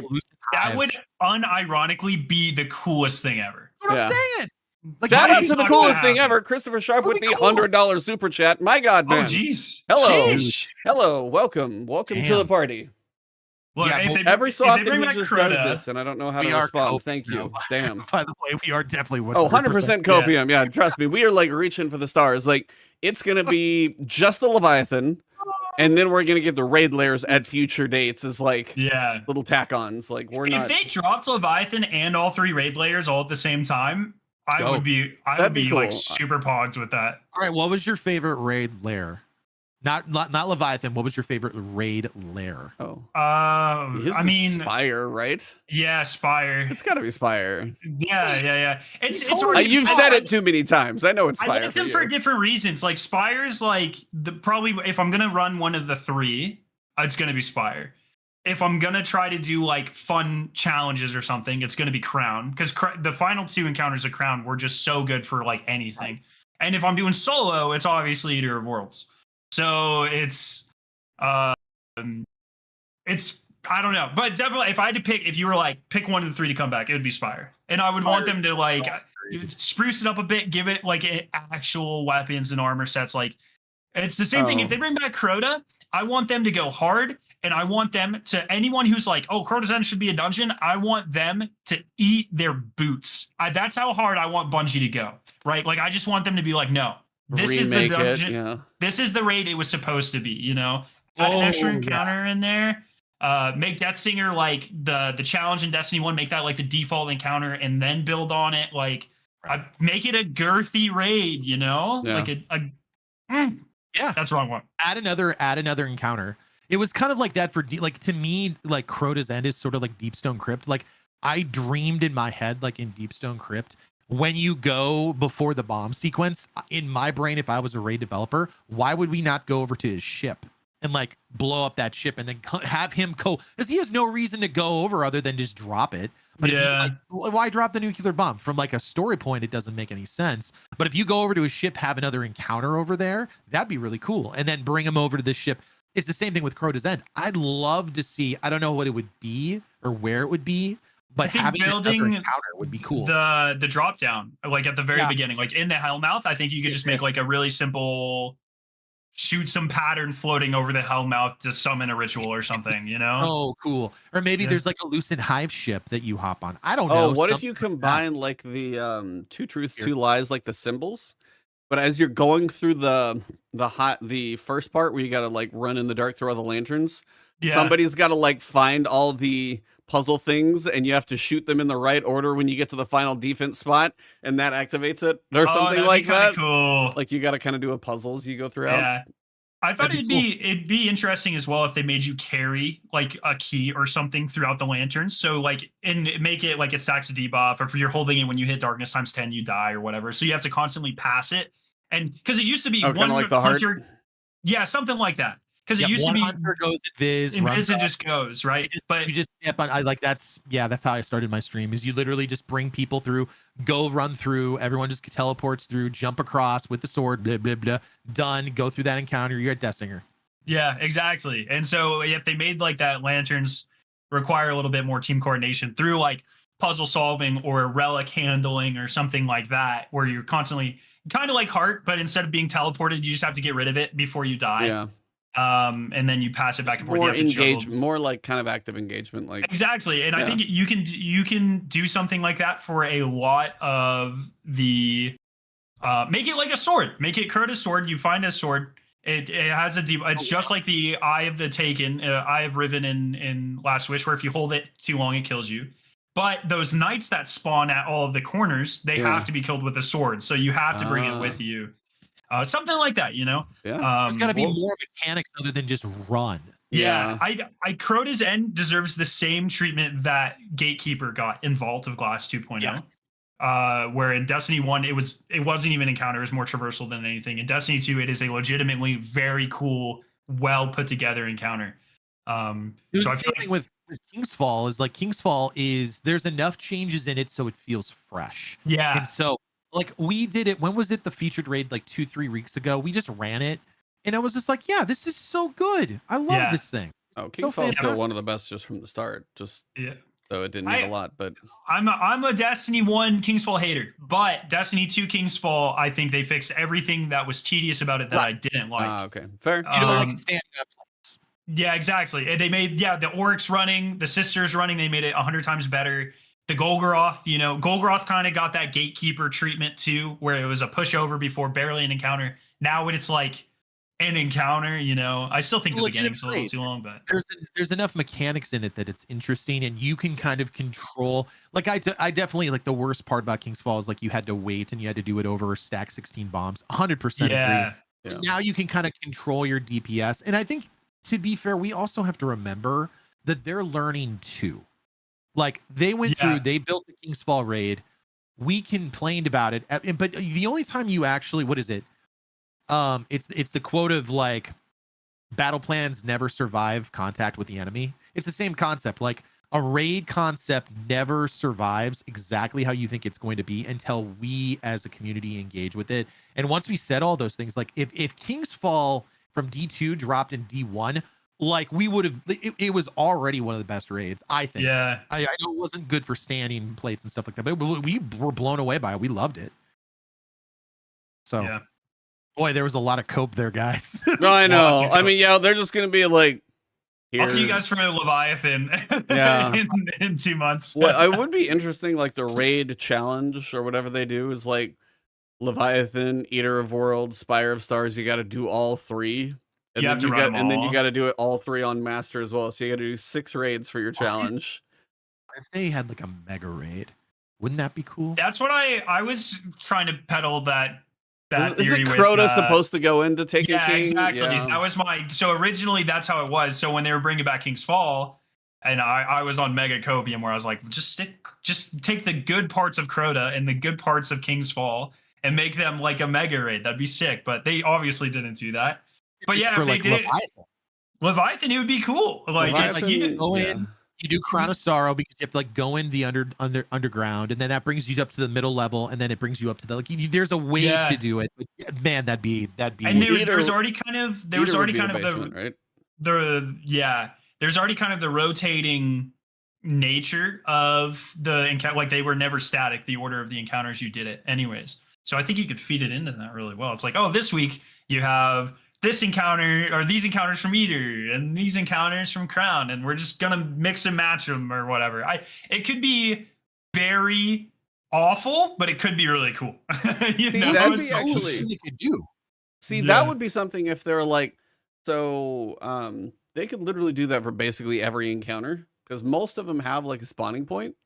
Yeah. And like then when you finish the encounter, you would basically teleport back. But no, it's like that could be like a Zur party 2.0, but it's like the raid party, but it's like random encounters. So you got to go, you got to do Eater of Worlds or something first, and then you got to do the opening section of Crown, and then you got to go do the spacewalk in Deep Star, like, and it pieces together this like Frankenstein raid of like all these things. That's going to be their Age of Triumph in like year 10 is like the Frankenstein Zur. Let's spin the wheel and see what raid encounter you're doing next. And you can do like 3 or 4 of them. I think it'd be awesome. And you can so easily do like a game show host of like just Callus's like Ascendant form, like the purple head, where he's like, now show me how you do this encounter, Guardian, or whatever. And then it just transports us. Like, if you want to make it a little bit more tongue-in-cheek, breaking the fourth wall type of deal. Because I still like, there's a lot of copium when it comes to Leviathan too, because we didn't get to see a lot of Callus in Disciple mode. So that was harsh. That was really. My brother loves Callus, and he was really disappointed by how little we got. Callus was it was like we've already had a few pieces of language on this podcast. Callus was a little bitch in the entire Nightfall, so like he did not. Be cool if we had like a what if version of the Leviathan raid where it comes back and it's red and it's covered with all the fungus. What's the name of it? Oh my gosh! Why can't I think of it? Egregore. And then it would be so easy. Like we fight Callus, and instead of the beam coming out of his head, he just has the gun, and he's just like, and he's used the resonance powers, And it's like it doesn't have any. It's not real. It's not actually happening. It's just like a fun little. So my thumbnail for the podcast is going to be like Pepe Copium, like the just giant, Copium podcast right here. It's like last 20 minutes of us just.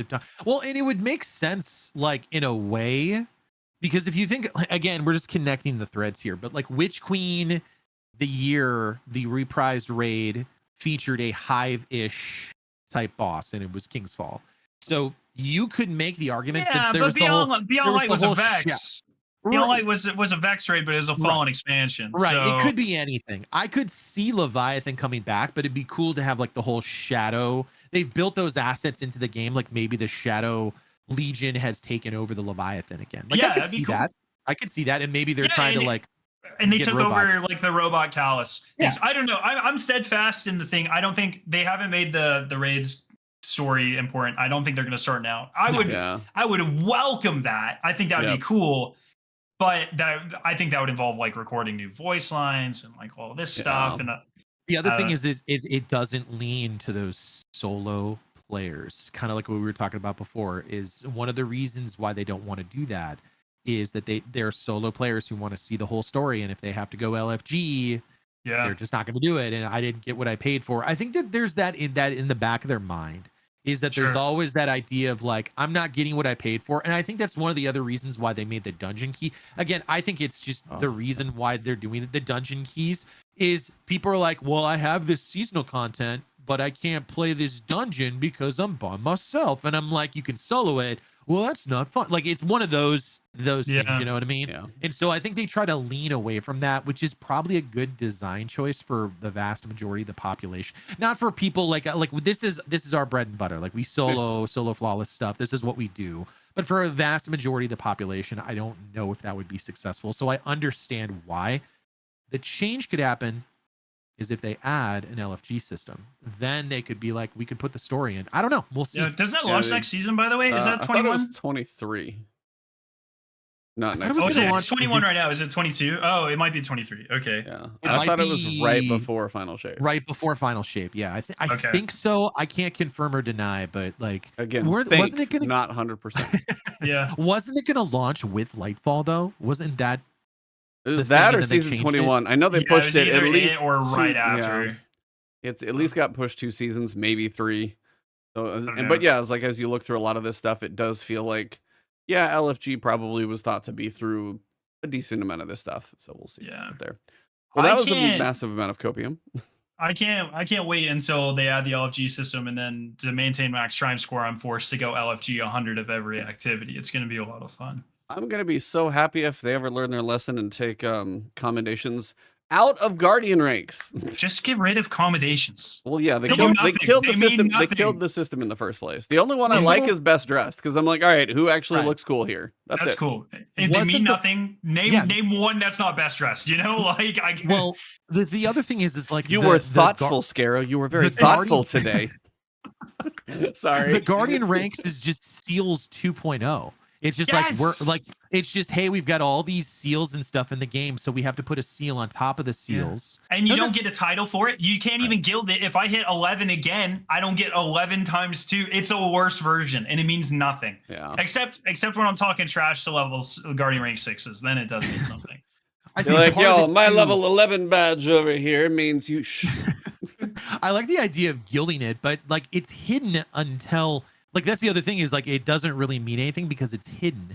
Like, if you get to Guardian rank 11 and you don't do it again, it's, like, hidden for a season. So you're Guardian rank 11. Yeah. You know what I mean? It shouldn't reset. It's a decent idea, but there's just so many things with it, and I don't have the answers. I'm just here to complain about it. But the fact that it reset every season was really annoying. But then the alternative is, every season or every couple of seasons, you just add a new one, and the Guardian rank just keeps going up and up and up and up. And I don't know, man. Yeah, I'm trying to think of a way to combine the seals and the Guardian ranks. Just make a Guardian rank seal. Just make a Paragon, like a literal Paragon seal. That's a good idea. And then like you get you get the Guardian rank 11 in every season, then you get to be Paragon. And then you get 50 Paragon points for your Paragon board. Then you fall down that rabbit hole and then you rotate and you're at. Wait, hold on. Sorry, wrong. Wait. Lilith, what are you doing here? Uber Lilith is the boss of Wrath at the end. You're like, well, that's different. Mommy? To be fair, I just Dr. Lupa wanted mommy to step on him so bad. It was hilarious in the tweets. It's like, Lilith, please step on me. I just beat tier 2 Lilith. Like, it's been like, I haven't streamed it. It's just kind of like my guilty pleasure game. I'm playing it like at my own pace. Oh, it's a great game. But it's a great game. I just was like, the boss fight was kind of middling, but maybe I'll get to Uber Lilith and it'll be like, yeah. I haven't finished yet. I'm still only on Act 4. I'm so far behind. Did you get your horse? I got my horse finally. Yeah. I'm level 53. Oh, yeah, you just need the golden path, the campaign to be done. Yeah, it's the blue. I can't. I gotta do the blue. No, skip the blue. At this point, if you're 53, every drop is useless until you get to tier 3. Like, finish the campaign, screw the blue. I had a couple of my buddies who were like, you need to stop doing the blues. Just go get the Altars of Lilith. We'll show you where they are. A couple of them. There's a map out there that shows all of them too. D4builds.com. Literally, D4builds.com. Go look at the map. Yeah. Beat the game, and then you're ready for season 1. Or what are you playing, Scarrow? What's your main character? I'm a rogue is my only character. I will not be making another character. What? Like, if you play the seasons, you will. Guess you're not playing the seasons then, huh? Let's say I agree with Tassie a little bit more than what people on Twitter should know about, or else I'll get flamed for it. So you're like, I don't know if I want to do this. I'm a hoarder, dude. I play like in Minecraft. I'm the guy with a chest full of full diamond stacks, and it's still not enough. This whole idea of throwing away characters doesn't vibe with me, you know. But like, you get new features, and you get a okay. This is like what I'm gonna do is I'm gonna take it like pretty casually, depending on what's going on. And there's a lot of crap coming out for like August. There's like multiple games. You got like Armored Core. You got Starfield. You got something comes out on the 22nd. Oh, Immortals of Avium. Starfield. I forgot Starfield was next month. My time is so done. Immortals of Avium. Like, I mean, the fact that it's right now gives me a little time to play. There's a game coming out in 12 days that I really want to play, which I'll tell you guys about afterwards. Like that Sea of Stars game. Oh my god. I played the demo. I love that demo. What is Sea of Stars? Okay, you know what Chrono Trigger is? I've heard of it. Okay. Ladies and gentlemen, we're changing for just a second to not talk about Destiny at all for a minute. There you go. Also, we had enough Destiny random copium. Did anyone else notice how he was trying to think of how many days were until his game launched, and he looked at his wrist, which he doesn't have a watch. I know. I'm like, and then immediately knew how many days there were. I'm just pretending it's a pretend thing. Okay, come on. I'm looking at my. It's like 12 days. Like, do you see something? I don't. You don't know about the new implant? I got the new Apple implant. Yeah, it's the iris. It's the iris. There you go. Okay. There's too much coming out, man. So yeah. No, Sea of Stars is, if you ever played Chrono Trigger, it is a old like SNES style RPG, but Chrono Trigger is like kind of lauded as one of the best. Like if you're gonna say like best. Everybody's like, believe me, it's like I think it's the best. But everybody's like Final Fantasy VII, and I'm like Chrono Trigger, and you can probably have the debate all day. It's like those are like of that era. Those are the two because just of like the people who came together to make that game is kind of crazy. This is like that style in every way possible. They even have the composer in there for like actually quite a few guest tracks and stuff like that. The overworld, the map, and everything. And I played the demo, and then I had like combo attacks, and I lost my mind because that is one of the things about Chrono Trigger is like you have a 3-person party. You always do. So depending on who's in your party, you can have combo attacks. So if like the main guy is Chrono, he's got a sword. Well, if I have a sword, I can do a fire sword. Well, if I have a fire sword, but then I pair up with the robot, he can spin me around, and now I'm a spinning fire sword. So you always had these combo attacks that would always pair up, and they had like triple ones that were like crazy. So it was like an RPG that did some really cool stuff, amazing music. Like that's one of those, like if you ever have a Steam Deck and want to travel or something like that, please throw it on there. It's like one of my favorite games of all time. Okay. But it's Sea of Stars. It's like a remake. It's not a remake, but it's like it's made in that style, and they embraced a lot of pieces of it. When I was just like, oh, I kind of love this. I really, really love this. Like, just like the little battle style, and again, Chrono's like very iconic because there's certain things about it that I don't want to spoil. But so far from when I played, I'm like, this might be a little bit of my copium for like. Because what I really like, this is my massive thing that I probably will never see. Final Fantasy VII got a remake. We had the Final Fantasy VII remake in Intergrade. Then we have Rebirth coming out in December, which is going to be another massive game because now they get out of Midgard. I want a Chrono Trigger remade in that style. Like I want a modern version in that style. And like I will shut off Destiny the day that comes out. Like that is a promise to everybody. Like if they do a Chrono Trigger remake and those two are on the same day, I'm playing Chrono Trigger at least for a little while on that day. It's like, if they ever remake it, I will lose it. Interesting. Okay. Yeah. That's like one of my SNES RPGs that I still love to the day. So. And it holds up too. It's actually really fun. What were we talking about? I have no idea. We were talking about Destiny or something. We were doing a whole lot of copium about potentially putting raids and stuff in. Oh, yeah. It was kind of like a mix between developer, like what would developers need, raids, exotic missions, bringing that content back in. So I'm not sure if we want to talk about the scout or if we want to talk about something different. Yeah, I was like, what I want to kind of touch on the scout, the lawsuit, and then we kind of wrap up because we took enough hits off that copium balloon. I think we're probably pretty good. I'm a little lightheaded, not gonna lie. Yeah, little voice change over here. Seriously though, like, so the scout came out. We apparently have different opinions on it. We got the catalyst this week.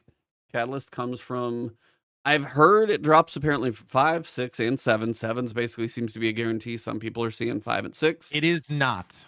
I can. It's not a guarantee on 7. Oh, not a guaranteed. I was doing helps. It's a little rough. And I literally, everyone was like, "Yay!" And I'm like, "I get to run it again." That's fine. Whatever. So yeah, I was lucky enough to get on my first one, so I thought it was pretty close to that, but apparently not. Catalyst comes out, and it is, in my opinion, lacking to be an exotic scout rifle, especially when the Catalyst is a 5-bullet overflow, but won't even overflow you if you've used some of your bullets. Like, it won't even bring you above. Like, if you're 14, it'll take you to 15. It's like 1 bullet. So, and you're getting it for every stasis crystal. I know there are a decent amount of stasis crystals that you can make. The potential of the gun for champions is kind of there. It is a 180 scout, which is on the weaker archetype for DPS, and just when you're sitting there planking away on a guy, it is only okay. It's not like amazing. But I mean, overload and unsop's fine. The whole like being radiant in that thing as a Titan, if I'm ever going to chunk my hammer and then be like, well, I get radiant one time, I better kill the guy. I'm not going to depend on that. Warlocks, you probably have a little more consistency to it, but I'm never going to be like, this random exotic also counts for radiant. That is never my barrier thing, but overloads and unstops probably all day. So it has potential for that in PvE and its stasis, but a lot of people are hoping for like a headstone or blah, blah, blah, or whatever else. And it got a 5-bullet overflow when you get a stasis shard after going through like a tier 5 or 6 or 7 deep dive. So I wanted to get you guys' thoughts on 1, do you like the weapon with the catalyst? And 2, is it going to be in rotation or is it sitting on a shelf collecting dust? Whoever wants to go first. I have much less to say about this. Stasis is kind of fallen off for me. I can't remember the last time I've used Stasis, and I don't know why I would use Stasis, because Strand, everything I like about Stasis, Strand does better. So, you know, it is what it is. Scouts are also like my least favorite weapon type in the game. They're not good in PvE. They're not really good in PvP. And I play mouse and keyboard, so that's even scouts are even more of a detriment for me. So not touching it for anything, and it's fine. I don't have to like every exotic, and if Stasis ever gets a buff, I'm sure it'll be crazy, but I probably still will not be using it. So not too excited about the exotic. Fair point. Mano, let's hear from you. So, all right, I agree with you right now. It's pretty mid. And I agree with you that Stasis in some aspects, if you play PvP, there are some aspects of Stasis that is actually significantly better than Strand. Sure. Like, I'm telling you right now, the most slept on, I actually went flawless on my brother's account because he wanted to get. Whoa! Don't careful! Yeah. No. Anyways, he couldn't do it with my brother while he was on his own account, and I was playing. There was no monetary anything aside to this. Oh, absolutely not. This is just handshakes and brotherly love. Exactly. Anyway, so I used a Shadebinder build, and it was amazing. It was really good, and it's one that a lot of people I hate Shadebinders because I'm a Titan, so yeah. And see, that's the whole reason. It literally every single Titan who's just running down the barrel is just you just literally chuck a nade. He couldn't do it because he had surgery and stuff like that. So I was anyway. But Stasis in the right hands can be really. He was really there good. in spirit. That's what counts, man. Anyway, like so the idea is with Stasis is I'm hoping it gets. Manhammer came down today on Mano Destra's account. I'm waiting for it. I don't know. If it does, well, we'll know. We'll know if they're listening. Mano is now a Diablo main. I think at that point I just go back to doing what I do. Anyway, so basically the idea is if they redo Stasis and they do something different with it, and they tune it up to where it could be strong, and they bring Strand. The reason why Strand is so good right now is the Titan and any of the suspend stuff. They're gonna nerf that, right? They said that they were gonna nerf that. Yeah, probably. So I think they're nerfing it with the mid-season, if I'm not mistaken. Right. Yeah. So if they take that away and they buff up the threadlings, there could be like it's more of a threadling idea. I could see Stasis doing well. The thing about Wicked Implement is really cool is that you can freeze all the champions. There's a hidden perk that no one is talking about because everyone, when they did their testing, they put on the Stasis thing where it pulls towards you. I don't know if I'm the only person that talked about it, but like you get that for free with the gun. Oh no, it does. Like the single one will pull to you. Like a single one will pull to you, but it will pull to you from a mile away, like really far away. So it's basically you get a free aspect. And so if you're somehow buffing Stasis in PvE, then I could see it being stronger. And I hope that they do, because they've done Arc, they've done Solar, they've done Void. But everyone I've seen testing it automatically puts on that fragment. They're like, yeah, it pulls from like a pretty close distance away. But I could see it being strong in some ways, like if you want to freeze champions. I don't think it's good right now, but they've already said that they're going to buff it. And I think that's my problem, is the fact that we got the catalyst on Tuesday, and they probably had a plan to buff that thing before it even came out. Well, and I think the part of it is they're so worried about it being strong in PvP. And remember when that makes me wonder. I'm like, that's your worries, PvP, and also you can split sandboxes. Come on. Well, and that's what I'm hoping that they do more of. And they have the ability to do it. I think it's good if you in the right hands, if you lean on Stasis a lot. It's not great. There are definitely different weapons to use. If they buff it in a way that causes it could get out of control really fast. That's the danger of Stasis, right? Because all it takes is a couple people getting frozen in PvP and not being able to move, and the PvP community will be up in arms again. Yeah, and scouts are one of the more dangerous weapon types too for that, because you can sit in the back of, you can be all the way in Canada and hit someone in Florida and no punishment for it. Yeah. So. I mean, that was the whole build that I was using, is like, if you I know that there were people raging at me when I was throwing these stasis crystals, but it's just part of the Osmian Sea gloves. You throw the stasis shard behind, there's a Titan running at you, they get frozen, melee, dead. Yeah. The only time that didn't work, and some Titans are picking this up, is they're using the Antius Ward. Is it Antius Wards? The ones that give you the shield when you slide? Yeah. So some people, like a lot of Titans, are learning to use that, but Titans are so strong, there's really no other way to deal with them other than just to freeze them in their tracks and punch them. This is coming from a Titan main. So... Yeah, my biggest thing is like the fact that they're like, hey, we're looking at buffing it already, means like, I get the feedback is there. So it's one of two things, which neither are great. But one, it was not tested that much for PvE to have it come back with the resounding feedback of, a wet fart. Like, it's just, I mean, as across, like, my title of my thumbnail was like worth it. And I'm sitting there like using this thing. I'm like, woo, I've overloaded my scout rifle. Yay! And like, you get way overloaded. He is 100% right on that. I think they just shipped it undertuned. It's kind of, they talked about this when they shipped like Vex, where they shipped it a little overtuned, and then there's an exotic soon after I think they shipped, and it was kind of lackluster, and then they buffed. I don't remember what it was, but it just doesn't feel great to go through all. So a lot of people in my comments are like, well, this doesn't seem like worth the effort right now. And then you're going to have to be like, hey, it's probably worth the effort right now. I'm like, so it's either one of two things. It didn't get that much testing, or it was like kind of the fear of the other side. It's like, you can split the sandboxes. I think this is one of those things where, again, armchair developer, I don't exactly know how much they can split them, but it's like, if they're worried about I forget the name of the perk on it that gives you the slowing effect, change the amount of like shots it takes to activate in PvE and PvP. Like, if that thing was like 2 kills and then it started to activate in PvE, but then you have like 4 hits in PvP and it's harder to activate, that covers most of your issues. And then all of a sudden, and then make the catalyst do something besides overflow. Cause I'm sorry, that just is not it. For me. I just think the catalyst does not do. It definitely needs to be tuned. Yeah. Yeah. But again, it goes back to like, I don't ever want them to get to the moment with Stasis again where they overtune it, because that will make even more people mad. I could see it being really good in PvE.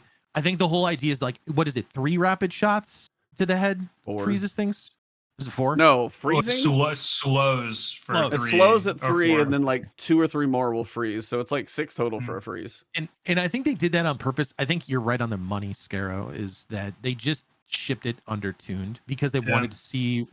It was that same thing I said earlier, is like battle plans don't maintain contact with the enemy. As soon as you put this new weapon in the game, all heck could break loose. Yeah. And instead, maybe it's, a little undertuned now. It could be strong later. Again, if they retune Stasis a little bit. Because Strand is definitely the one. But I mean, that makes sense. They want it to be powerful now in the expansion that they ship. Yeah. I mean, my thing is am I ever going to take this over Agar's Scepter or even Verglass Curve? Like, I'm going to use both of those before this every time. That's fair. Even Salvation's Grip.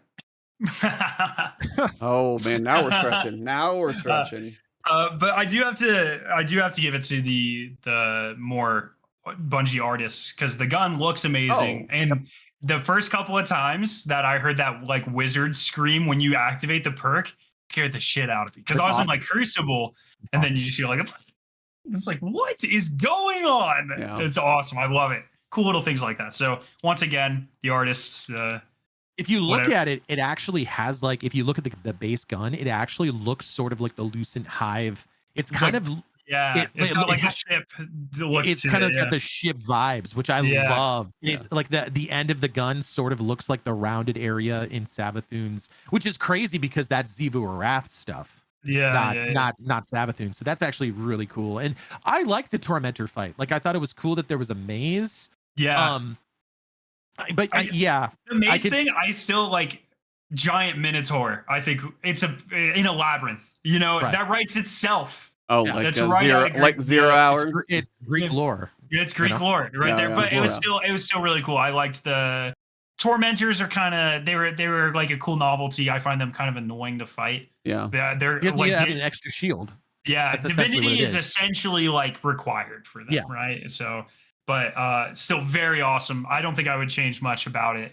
The whole thing. I like how it was weird. It threw me off that it was only kind of like 2 boss fights, because it was like the Knight and then the Tormentor. Because Bungie never does 2 of anything, and so it was cool that there was like a different. It just sets it apart. It was a little shorter. It was a little tougher. It was a nice like bite-sized secret mission instead of like Avalon, for instance. Could have been a dungeon on its own, like it pretty much is. Yeah.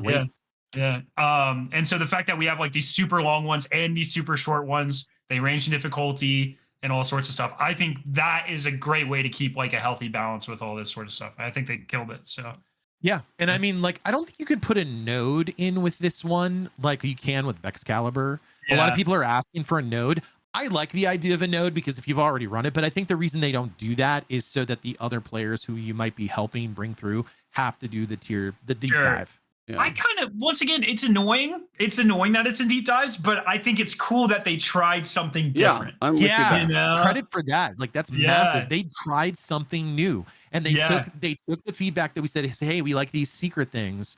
It kind of goes to the other thing is that we all kind of knew that because everyone was like, new exotic quest today. Like, everything's getting data mined. It kind of ruins everything. I don't know what else they can do about it, though. That's the tricky part. Yeah. I appreciate that. I was like, appreciate the timer, the fresh take, like, the labyrinth, the maze and everything. It is just one of those, as you said, though, it's not on its own like director icon. So it also can't be put in the exotic mission collector that we're going to get next season, whenever that thing comes. They can't put that in there later on. And then when it comes to getting the catalyst, this is like, again, an issue where they develop something, and because we have the content vault, when things like we know some of this stuff is going to go away, then it makes it the issue of like when Final Shape comes out, this is just going to go into the kiosk and the entire experience is gone, because it doesn't really feel like they have a way to put that into the exotic mission rotator. And that's kind of my only issue with that. I like the way they did it, but if they just said, just take the whole thing, just like you got to do deep dive tier 1, tier 2, maybe it's just the set thing every time so they can experience it, I think would be okay. I hope that at some point with it, they, in development, they like the idea of we're going to make a maze and a pyramid ship, and in the middle of it we'll have like, that's why I kind of feel like if you could have that as a secret dungeon mission, that'd be pretty dope. But I want to say maybe they did that during development already, and they're like changes. Yeah, maybe it shifts over time, and that's the exotic mission. But again, credit Scarrow's right on the money. It's like at least they tried something different, and now this 3-man activity actually means something. Yeah, I think there's a lot of things for people who LFG everything. Deep dives maybe didn't hit as much because the tier 7s are hard to activate, and the secret exotic is hard to activate. Maybe there's a couple collectibles in there. Maybe it's hard to get them in time. Take fishing out of exotic quests, please. I will say that shouldn't be there. Look, man, I'll stand by this too. I tweeted this and people hated it. It was like, look, was it boring? Sure. But at least that was different too. I would much rather some BS RNG thing rather than going and running some empty lost sector or the classic thing where they put us on an empty crucible map and we have to scan some things. It's like, could it have been done better? Absolutely. But at least it was something different. I can't stand fishing. I was like, and this man lives in the land of 10,000 lakes. I mean, come on, that's. No, I hate fishing in the only time I liked going fishing was with my grandpa because I was with my grandpa. But I see like all these and I'm still on dating websites, ladies. But every single lady up here has a fish, and I'm just like, I don't care, and I don't want to do it in a video game either. I just like, listen, I don't care that they're holding up a fish. I don't care, literally don't care. But I will say this about people who have to remote work. They can have Destiny up on another monitor and just fish. Yeah, you could casually fish. If you're fish. a remote worker, you've been loving that fishing. Yeah, that's definitely the passing time watching Netflix situation. Yeah. My issue with it is, one, they time gated the fish. That was dumb. I'm like, they time gated all the fish. Yep. Like, that's kind of an issue. Because that ruined, we all knew the exotic, like as soon as you got the one and then the second one came out the next week, that was like, okay, it's of course coming out next week, the exotic quest. It should have all dropped at once with the fishing rallies and just let people kind of figure out what's going on in real time. And there would have been RNG, and it would have sucked for people who got really unlucky and didn't catch the fish they needed for a long time. But it would have had kind of that invigorating secret, feel to it a little bit more. That's the other thing that annoys me about it as well, is because you can sit there and spend 100 bait, and all of a sudden you're like, I don't have an exotic fish. What if your exotic fish was the axe head, and you're like, I got an exotic fish and it's the wrong one, and I gotta go 100 more. The first one cannot be the axe head. I know, but it's more the idea of like, it still took me like over 100 bait to get it on the third week. So I'm sitting there like, I'm like, Esoteric's gonna have the video out when I'm in the middle of fishing, and I was like, it would basically may as well have been. So it was like, this is where I think they maybe could have done more to connect the seasonal stuff, the deep dives, the salvage. Because here's 500 bait. Cool. Like, what if you get, because as far as I know about, fishers and their bullshit, they have all sorts of different reels, and there's baits. You can use worms. And what if you had a taken worm? Oh, go play Sea of Stars. No, I will tell you, I played the Sea of Stars demo. Has like 10,000 times better fishing than Destiny. There's like active reeling. The fish like pulls against you. You got like tension on the line. They have that in Zelda too. There's a Zelda game that had tons of stuff. But I was like, the fact that a demo has it, and I'm going, it's literally just wait. And do you want to know the worst part is, like, you get the one that it feels like it's like 45 seconds before something bites, and you're like, how long? Come on. I'm seeing people cast out twice, and mine is still sitting there. I'm like, did you break? It would have been cool to have like exotic bait, and like the only way you could get it is like you do a tier 7 deep dive. Oh, cool. So like you have a path to it. That I would be okay with. And then it would connect it because you would be digging into time. It would incentivize you to do more of those high-end tier deep dives. You could get them from salvage. I have played 3 salvages. I played the first one to start the campaign. I did one when I needed to do the legend salvage, and then I did another one to get another triumph done yesterday. But other than that, I've never played salvage ever. It has no I really have hardly touched. Yeah, I've hardly touched salvage. Not much. It's barely required for triumphs, and deep I spend a lot of time in there because you have to kill 12 treasure-laden enemies, and they do not spawn. They do not exist. Yeah, so that's like what is it? Your champions in plunder expedition? Yeah, like ruffians. So all I do, I probably have upwards of 25 hours where I'll load in. I'll do the first objective. I'll look for a treasure-laden enemy. I'll do the second, I'll look for one, and then I'll just requeue. And I'm just like, Yeah. yeah, I'm an asshole, I'm leaving, but it's Bungie's fault. Blame them, not me. You know, they made this awful triumph. Awful triumph. Like, You figured and I they can't would stress this learn enough, after like, Plunder. Figured they would learn after 25 to 30 hours, and that's not an exaggeration. This is the same slot as Season of the Plunder would be, correct? Plunder was one later. No, this would have been Haunted. This would have been Haunted. Haunted. Okay. Yeah. So the real question is next season going to be a banger, or is it going to be rough as Plunder was? Next season follows a showcase. It better be a reasonable banger. Yeah, I think. But it's also, gonna it usually is the lull too, which is like my worry. Plunder followed a showcase as well, though. Yeah, that's true. I don't know, because I feel like this season, you mentioned it earlier.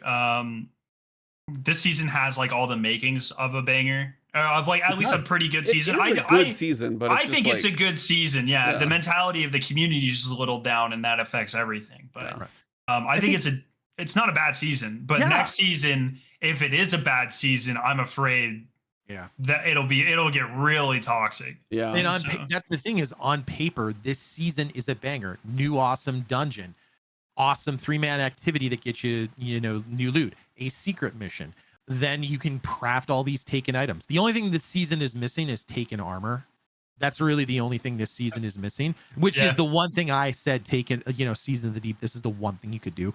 Story campaign, I don't like the, who was it? Awesome. Oh God, I'll remember it later. No, it was Aura. Aura came into my chat. He used to do a lot of PvP streams and stuff like that. But what he's been doing, which I think is very smart, to understand the whole idea of the story, because like he can't keep track of, because it's 1 week. We're not in that mentality as PV culture, streaming culture has changed. We do not do that anymore. Like what happened the last week? Like we really don't do that too much. What's gonna happen next week? Find out next week. No, it doesn't work like that. So what he does is he waits until all the story content is out, and then he just plays it all. And then he just he gets the whole story, and he's just like, I got it, and I understand what's going on, and I liked it. And it was like six-ish, less than 6 hours, and he really enjoyed it. And I mean, there could be an argument to be said for that. It's the drip feed content is tough, but I know why they do it the way they do. Yeah, all the login engagement. I'm just so worried next season's going to be like some BS where we chase around Finch for 4 weeks, and then we resurrect Savathun in week 5 or 6, and then nothing happens for another 2 months.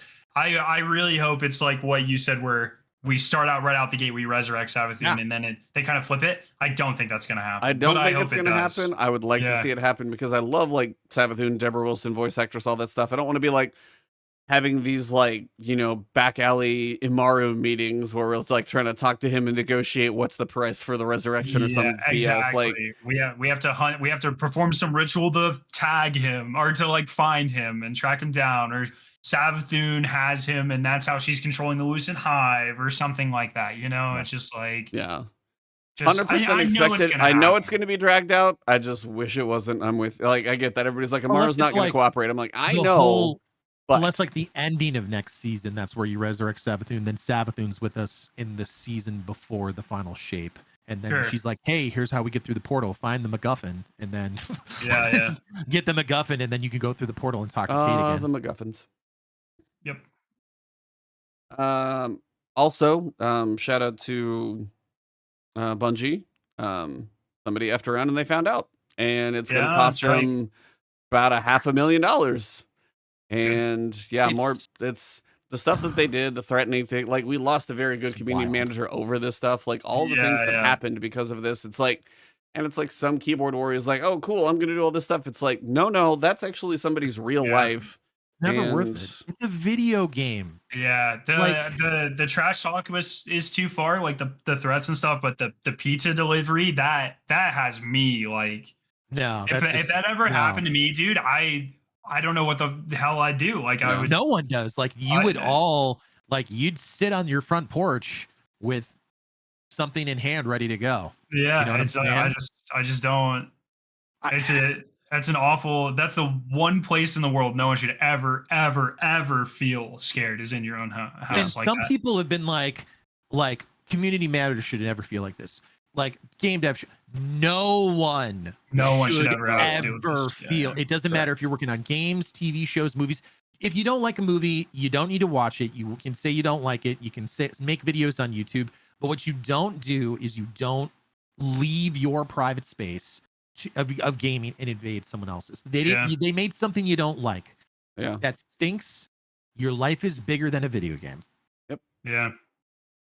Yeah. Yeah. It sucks. And it has real ramifications, you know, like not only is DMG and his wife and possibly daughter, like, you know, traumatized by this, but it's, you know, all Bungie devs have this in the back of their head at all times. Like, what if I say something on Twitter and people don't like it? Is someone going to come try to find and hurt my family? You know, it's ridiculous. Tokum, Kevin Yanis? Yeah. He basically deleted his entire Twitter. He's such a nice guy. Yeah. Like, I talked to him and like he's just the nicest dude. And he just said he just made a tweet that was a little like some people misconstrued it, and they're like it's still misconstrued to this day. It's like, Titans, you're never getting it. Just move on with your life. Like he was just sick of talking about it. You're never gonna get Twilight Garrison back. It's part of the warlock identity, and it makes sense. And instead, like I just you gotta go say hi to more people in your life and socialize with people, because I think it's people who are disconnected from others that do those weird things. Those just weird, scary things that do not need to happen to anybody. Yeah. There's large pieces of the internet that definitely question just the fact that they can hide behind a keyboard and just like a fake digital face they're all or whatever. Like they're all that Discord server that all that was set in and stuff. Like it was owned by a really shitty person, and it's like they're all like friends, you know. And I don't know what your guys' relationships are with like raid farmers and speedrunners and stuff. I've gotten very close to some of those players, and I've had to distance myself from a lot of really awful people. And even awful content creators, like just genuinely bad people over the years, because it's like, you know, I can't. Oh, there was one. I'm not interested. Sorry. No, I was just gonna say there's one content creator we almost had on the podcast. Didn't quite get the scheduling to work out, and we dodged a massive bullet. So I was like, I'm not gonna say who it is, but it's just, it's like, I mean, everything that went down. It's like, is it that hard to be a decent human being anymore? Sometimes it just begs the question of like, it's not that hard, really not. Be decent to each other. The thing is when you have these types of echo chambers like that, like these huge Discord servers where they're all egging each other on, they genuinely just don't think they're bad people, or they think that these sorts of viewpoints or behaviors are just completely normal. Oh yeah, and acceptable. And it's good when some of them are punished like this, like that guy's life. He's going to be feeling the ramifications for that forever. You know, I'm sure there's some insurance or something, and it's going to change the industry, because that's a precedent that's now being set. So if there's any kind of harassment or so, I mean, this goes to video games. It's in the state of Washington now, I believe. I think that's where the whole thing happens. So now, if they do it and it starts to be used as precedent in jurisprudence in other places, then like it's a major deal. And I think it's good that devs can be protected, because at the end of the day, they're people, they're making games, they care about their family, they care about their kids. It should never, ever, ever come to that point. Yeah, exactly. Ever. I mean, Nightwolf said it too. It's like, unfortunately, this also just is a thing that you see in the industry, like that this can happen. And then we see Bungie communicates even less. We don't have we don't have a podcast guest because of all the crap that's going on between what the community is like and this type of thing as well. It's like there was one that I was working. It's like, can't really do it right now. And it's just like kind of a bummer, because I would love to interview as many as we can. And it's probably zero at this point that most people ever get to talk to, unless you just have like a long-term hookup with like, Firing Range and Chris Proctor. And it's like, just because they're buddies, but like outside of that, just trying to get, anybody, it's just, this helps no one and is just an awful thing to do to anybody. It's just, that's why they made the Destiny 2 team account on Twitter. And the fact that they don't say as many things anymore, that's the reason why, is because the instant they get backlash. So we keep, we've been on the podcast. It'd be really cool if they reveal X, Y, and Z. I think that all three of us on here are we're mostly positive people. We have our concerns and we have our complaints, like every human being. But like, at the end of the day, these people, some of them are worried about their health and safety. Yeah. And of course they're going to distance it. Well, we don't have the same communication we didn't have to GM. Yeah, because this is what happened. Yep. And I just think that people, not the community, but individuals need to look at themselves and be like, should I ever cross that line? Heck no. Yeah. If you ever feel that way, like, no, ever, for anybody, just take a step back and realize what's important in your life.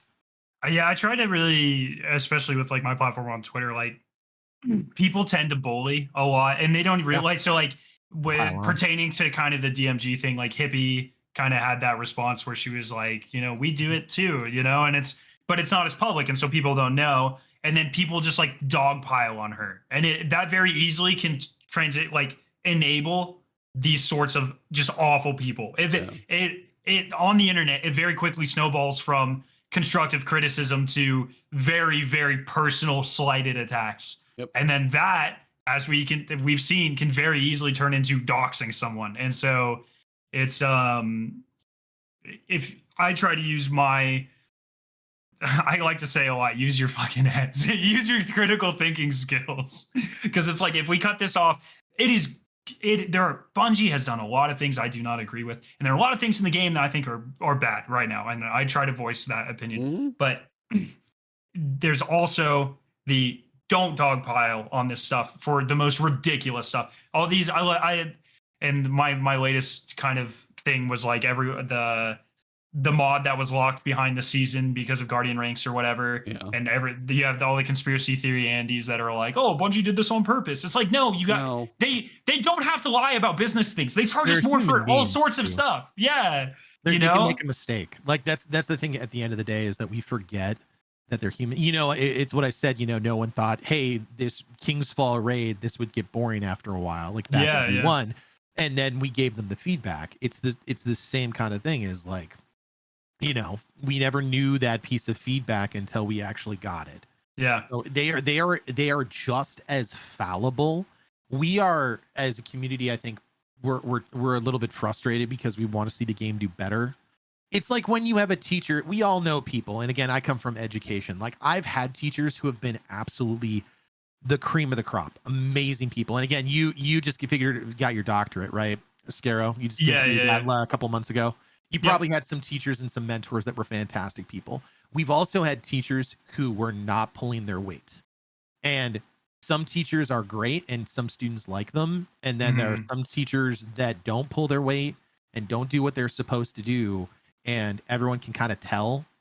And, you know, I think that teaching is just a hard profession, but it's the same concept. Is like, there are certain things, they're human beings. They're fallible. They can make mistakes. They have other stuff going on. Maybe there's stuff going on with their kids. Maybe their health isn't so great. And a lot of times we just view them as this entity that exists. And it's just like, this is all they are. This is all they do. No, they go to movies. They want to go out to eat. They've got, you know, parents who are struggling with health concerns. They've got pets who they have to deal with, but you know, you got maybe someone who's got a sick dog. They're human beings. They're going to make mistakes, and not everything is meant to be a microtransaction. Yeah. And it's just, so when you depersonalize people or dehumanize people, it's so easy for the dogpile mentality. You have so many people that just farm Twitter impressions or clickbait videos off of the, you know, what did X Bungie dev do this week or whatever. And I think it makes a very toxic type of and potentially dangerous environment too. It sucks. So yeah, I mean, I think you guys said most everything that needs said on it. It's just, I mean, it's not that hard to be a decent individual. It's like, and usually the thing is like, would you ever say 99.99999% of the stuff on the internet if you were going to say it to their face? Absolutely not, because you're going to get kicked, punched, yelled at, screamed at, and you're going to face real consequences. I mean, most of them are like 12. I know, and that's the problem. They'd just be stuck in a corner in real life, you know? It's like, all right, go to your room. Exactly. Yeah. So it's just like outside of the internet, and that's why it's like I try not to take the internet too seriously ever, which has always been kind of a good thing. Like, I had a job that kind of trained me pretty well on that, but it's, as you guys said, it will be a good example. Hopefully people will not be doing this again. And, you know, it's a painful lesson for somebody to learn, but it's like the fact that you did this to someone and, you know, you literally made somebody leave probably their dream. And you literally ruined somebody's dream working with like that company, that community, what it like coming from, you know, just it was Cosmo came from Reddit. So like, I forget where DMG came from. It was like the forums or something, but just yeah, it's like don't do that. It's not that hard to be a reasonable human being. Be nice to each other. The world will be a little bit better for it. Yeah. Well, I know Well we've had a pretty. said. I was gonna say I know we've had a pretty long show, so I do want to kind of wrap this one up so you guys can get to the rest of your evenings and get your food and whatever else you got waiting for you. Gentlemen, always fun to chat, but love to put different faces together and get the interactions. Scaro's like, oh, I'll be a third. I'll be the third wheel tonight. Yeah. I didn't want to be a fifth wheel, but a third wheel. Let's go. There you go. Yeah. Tricycles, we're all on board, of course. So. Yeah. Well, thank you for sharing. No, I was gonna have a really dirty joke in there. I'm just gonna not. Scaro, if you wanna. Oh, Christopher Sharp. Geez. Seriously, dude. Dang. Well, this is a profitable podcast. No, seriously though, like lots of love, Christopher Sharp. Before you do any more of those, please go donate to the Bungie Foundation. They do amazing things. Game to give. Yep. Game to give. I'll give you the link right now. It's going on, and I promise you, like, it is a great, great place to put that stuff. I appreciate it. Don't get me wrong. Much love. Never going to argue about that one. But if you're going to donate, much appreciated. But spread some love over there as well. Help the Bungie Foundation if you guys want to donate through any of these two. I know they're doing the same thing I am. Scare already blew past 10,000, so he has done amazing things, dude. Are you over 50 now total? I'm at almost at 54. Yeah. Damn. So, yeah. That's crazy. I just crossed 10. I crossed Thank 10 total for me and like our community. We passed 10, which was big for me. But I was like, I'm looking. No, that's some huge. of those. That's awesome. Yeah. It's this is one thing that I'm very, very passionate about. It's having a platform like this. Like I can speak into the void all I want, but this is real tangible thing, change. And so it's something I've always pushed really hard for. And it's something I will always push really hard for. So it's really awesome. And the Bungie Foundation people are so nice too. And I like just to talk about like the positivity and stuff like that. I know that there have been some people who right now like things are a little rough with Destiny. You should never conflate what's going on with the game with what's going on with the Bungie Giving Festival, because like they give iPads to kids who are in hospitals. They donate to direct relief. Mm-hmm. It doesn't have anything to do with the game. And I know that there were a lot of content creators that posted on and said, hey, we're raising money, and people are like, lol, giving money to Bungie. Yeah. It's like, no, this is all like, as someone who has family members who are struggling with cancer and other things like this is such a huge thing to do. And it's just great that you do things for the kids who are in these tough positions. So definitely go out and again, it's not giving money to the game or anything else like that. Yeah. It's giving it to a good foundation, a good cause. It's very important to remember that the Bungie Foundation is a completely separate entity from Bungie. And if Bungie ever even thought about touching that money, it would be illegal. very illegal. And people have been gone to jail for a very long time for that sort of thing. Defrauding charities. Don't mess with that one. That goes down real poorly. Even politicians have gone to jail for that. And when that happens, you know that's something you don't mess with. I was going to say those prison showers are going to be rough. Yep. So it's a great cause, and it's something that I'm glad the Destiny community and it seems to be really passionate about. So it's always cool to see this, and then GCX does their marathon for St. Jude's. It's like it always is kind of this like summertime of giving, and you see Awesome Games Done Quick is another one. Like those big three that I always see do just great things. It's like it's cool to see video games do good. I love that one. So yeah. Are you both going to be at GCX, by the way? Yeah. Yes, sir. Yep. Let's go. Yeah. So. All righty. I'll have to catch dinner or something for sure. Did you see the ramen stand that they're setting up? I heard the Bungie ramen stand. Yeah. It's probably going to be packed. I'm sure it's going to be ridiculous. Yeah. It's going to be the one place everyone is going to go. Yeah. The food at the resort is it's decent. It's pretty good. The fries are surprisingly really good, but burger's good. Mexican food, margarita the size of my head. So, good times. Let's go. Well, we'll have to catch stuff. We're there August 2nd to the 6th. I think so. Yeah, I think you got a day on either end of me. Are you staying for the night party or whatever? We're doing the Universal thing, and then the day there's a couple days in there. Victoria has never been to Disney, so I wanted to take her to some of the parks. We don't have time to hit all four, but we're gonna do Epcot and we're gonna do MGM, I think. So, or no, sorry, Epcot and what's the one with like Rocky Roller Coaster and Twilight? Well, there's Universal. There's no, the Disney park. Oh, I see. I have a Disney friend, adult, like a Disney adult, and they know all that stuff. I do not, so I'm not a Disney adult. The one that's not Magic Kingdom and not MGM. We're gonna do that one.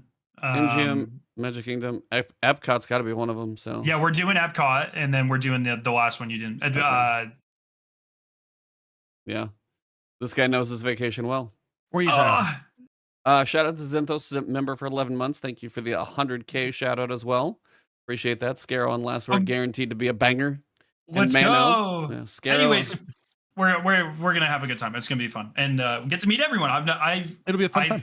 Met barely anyone from the Destiny community. So yeah, in real life. Yeah, this is a good year to go, I think, too. It's like, I'm sure last year was like the first one post-COVID, so everybody was like, little sketch, possible max, like this. And this people time, did end up getting COVID from it. Yeah, too. a couple did last time. I dodged it, thankfully, but it was like, it felt like a light year.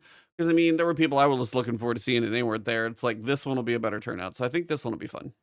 Yeah, I'm excited. It's going to be a good time. Yeah. Scaro, nice to meet you, man. We'll see you down nice to meet you as well. Yeah, it's going to be great. Yeah.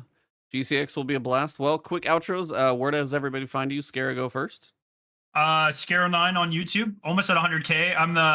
I didn't realize, but Mano just hit 100K too, so I'm slacking here. Me and E were like, I think E and Castle were at the same 2 or 3 days. 24 to 36 hours, we all crossed the same. It was like I think that you did a stream for yours. Yeah, it was just, but we gotta get Scaro up to 100K too. Yeah. Please go subscribe to Scaro. There we go. I'm close. What are you doing with your life? What are you doing? Come on. Yeah. But yeah, so that sort of stuff. And Scaro9 on Twitter if you want, I guess, the most controversial Destiny takes of all time. So let's go. The most controversial takes of all time. Dude, you should I can't win, man. Nah. Mano, what about you? I know you're the Manodestra, Manodestra777, Manodestra on YouTube. Like, give me them all. Come on. Right, so I've started to consolidate things. So if you just go to youtube.com/@themanodestra, it's at the Manodestra on YouTube because I have to do that. I can't drop the. I know it's not the social network. So it's at the Manodestra. It's the same thing on Twitter. It is also the same thing on Instagram, but just youtube.com/@themanodestra. Indeed. So, yeah. Me, Ebontis everywhere. So good thing about having a weird name, mine. It's yours. It is mine. Nobody else has got it. Well, this one went long, but thank you, Scaro, for coming in. Mano, of course. Yeah, absolutely. Always enjoy having the campfire. Good times. Yeah. Do you guys have a Threads? Do you have a Threads account now? And a Blue Sky and a Mastodon and my Instagram from it. I've got a thread. I need to kind of see about Yeah, I'll probably make it Threads eventually, but I'm just. Don't make it with your real Instagram account if you have one, or your real. I don't have an Instagram. Account. I don't use Facebook, so I've got my content creation has always been I'm a chemist first, content creator second, and that has definitely missed me out on a lot of opportunities. But it is what it is. Feel that, brother. Yep. Feel that. All right. Well, thank you, chat. You guys have been amazing. Lots of fun. A lot of generosity tonight. Thank you to Christopher Sharp, the members, and everything. And if you guys are donating to the Bungie Giving Festival, please make sure you keep that going. We still got like another week or something on it, or 10 days or something. Yeah, the 23rd, 10 days. Yeah, so it's plenty of time. If you didn't have your paycheck yet and you want to do a little nice thing, go for it. So, there you go. All right, everybody, thank you very much. And for this episode, it has been this weird thing. Actually, no, they're not here. We don't have to do that. We can do whatever we want. We can do whatever. Yes. So I do want to end it right the way we used to. So I'm just going to say it has been, and then we're going to try and time it right, and you guys will say the last word. So for episode number 257 here on July 13th, it has been the last word. The last word.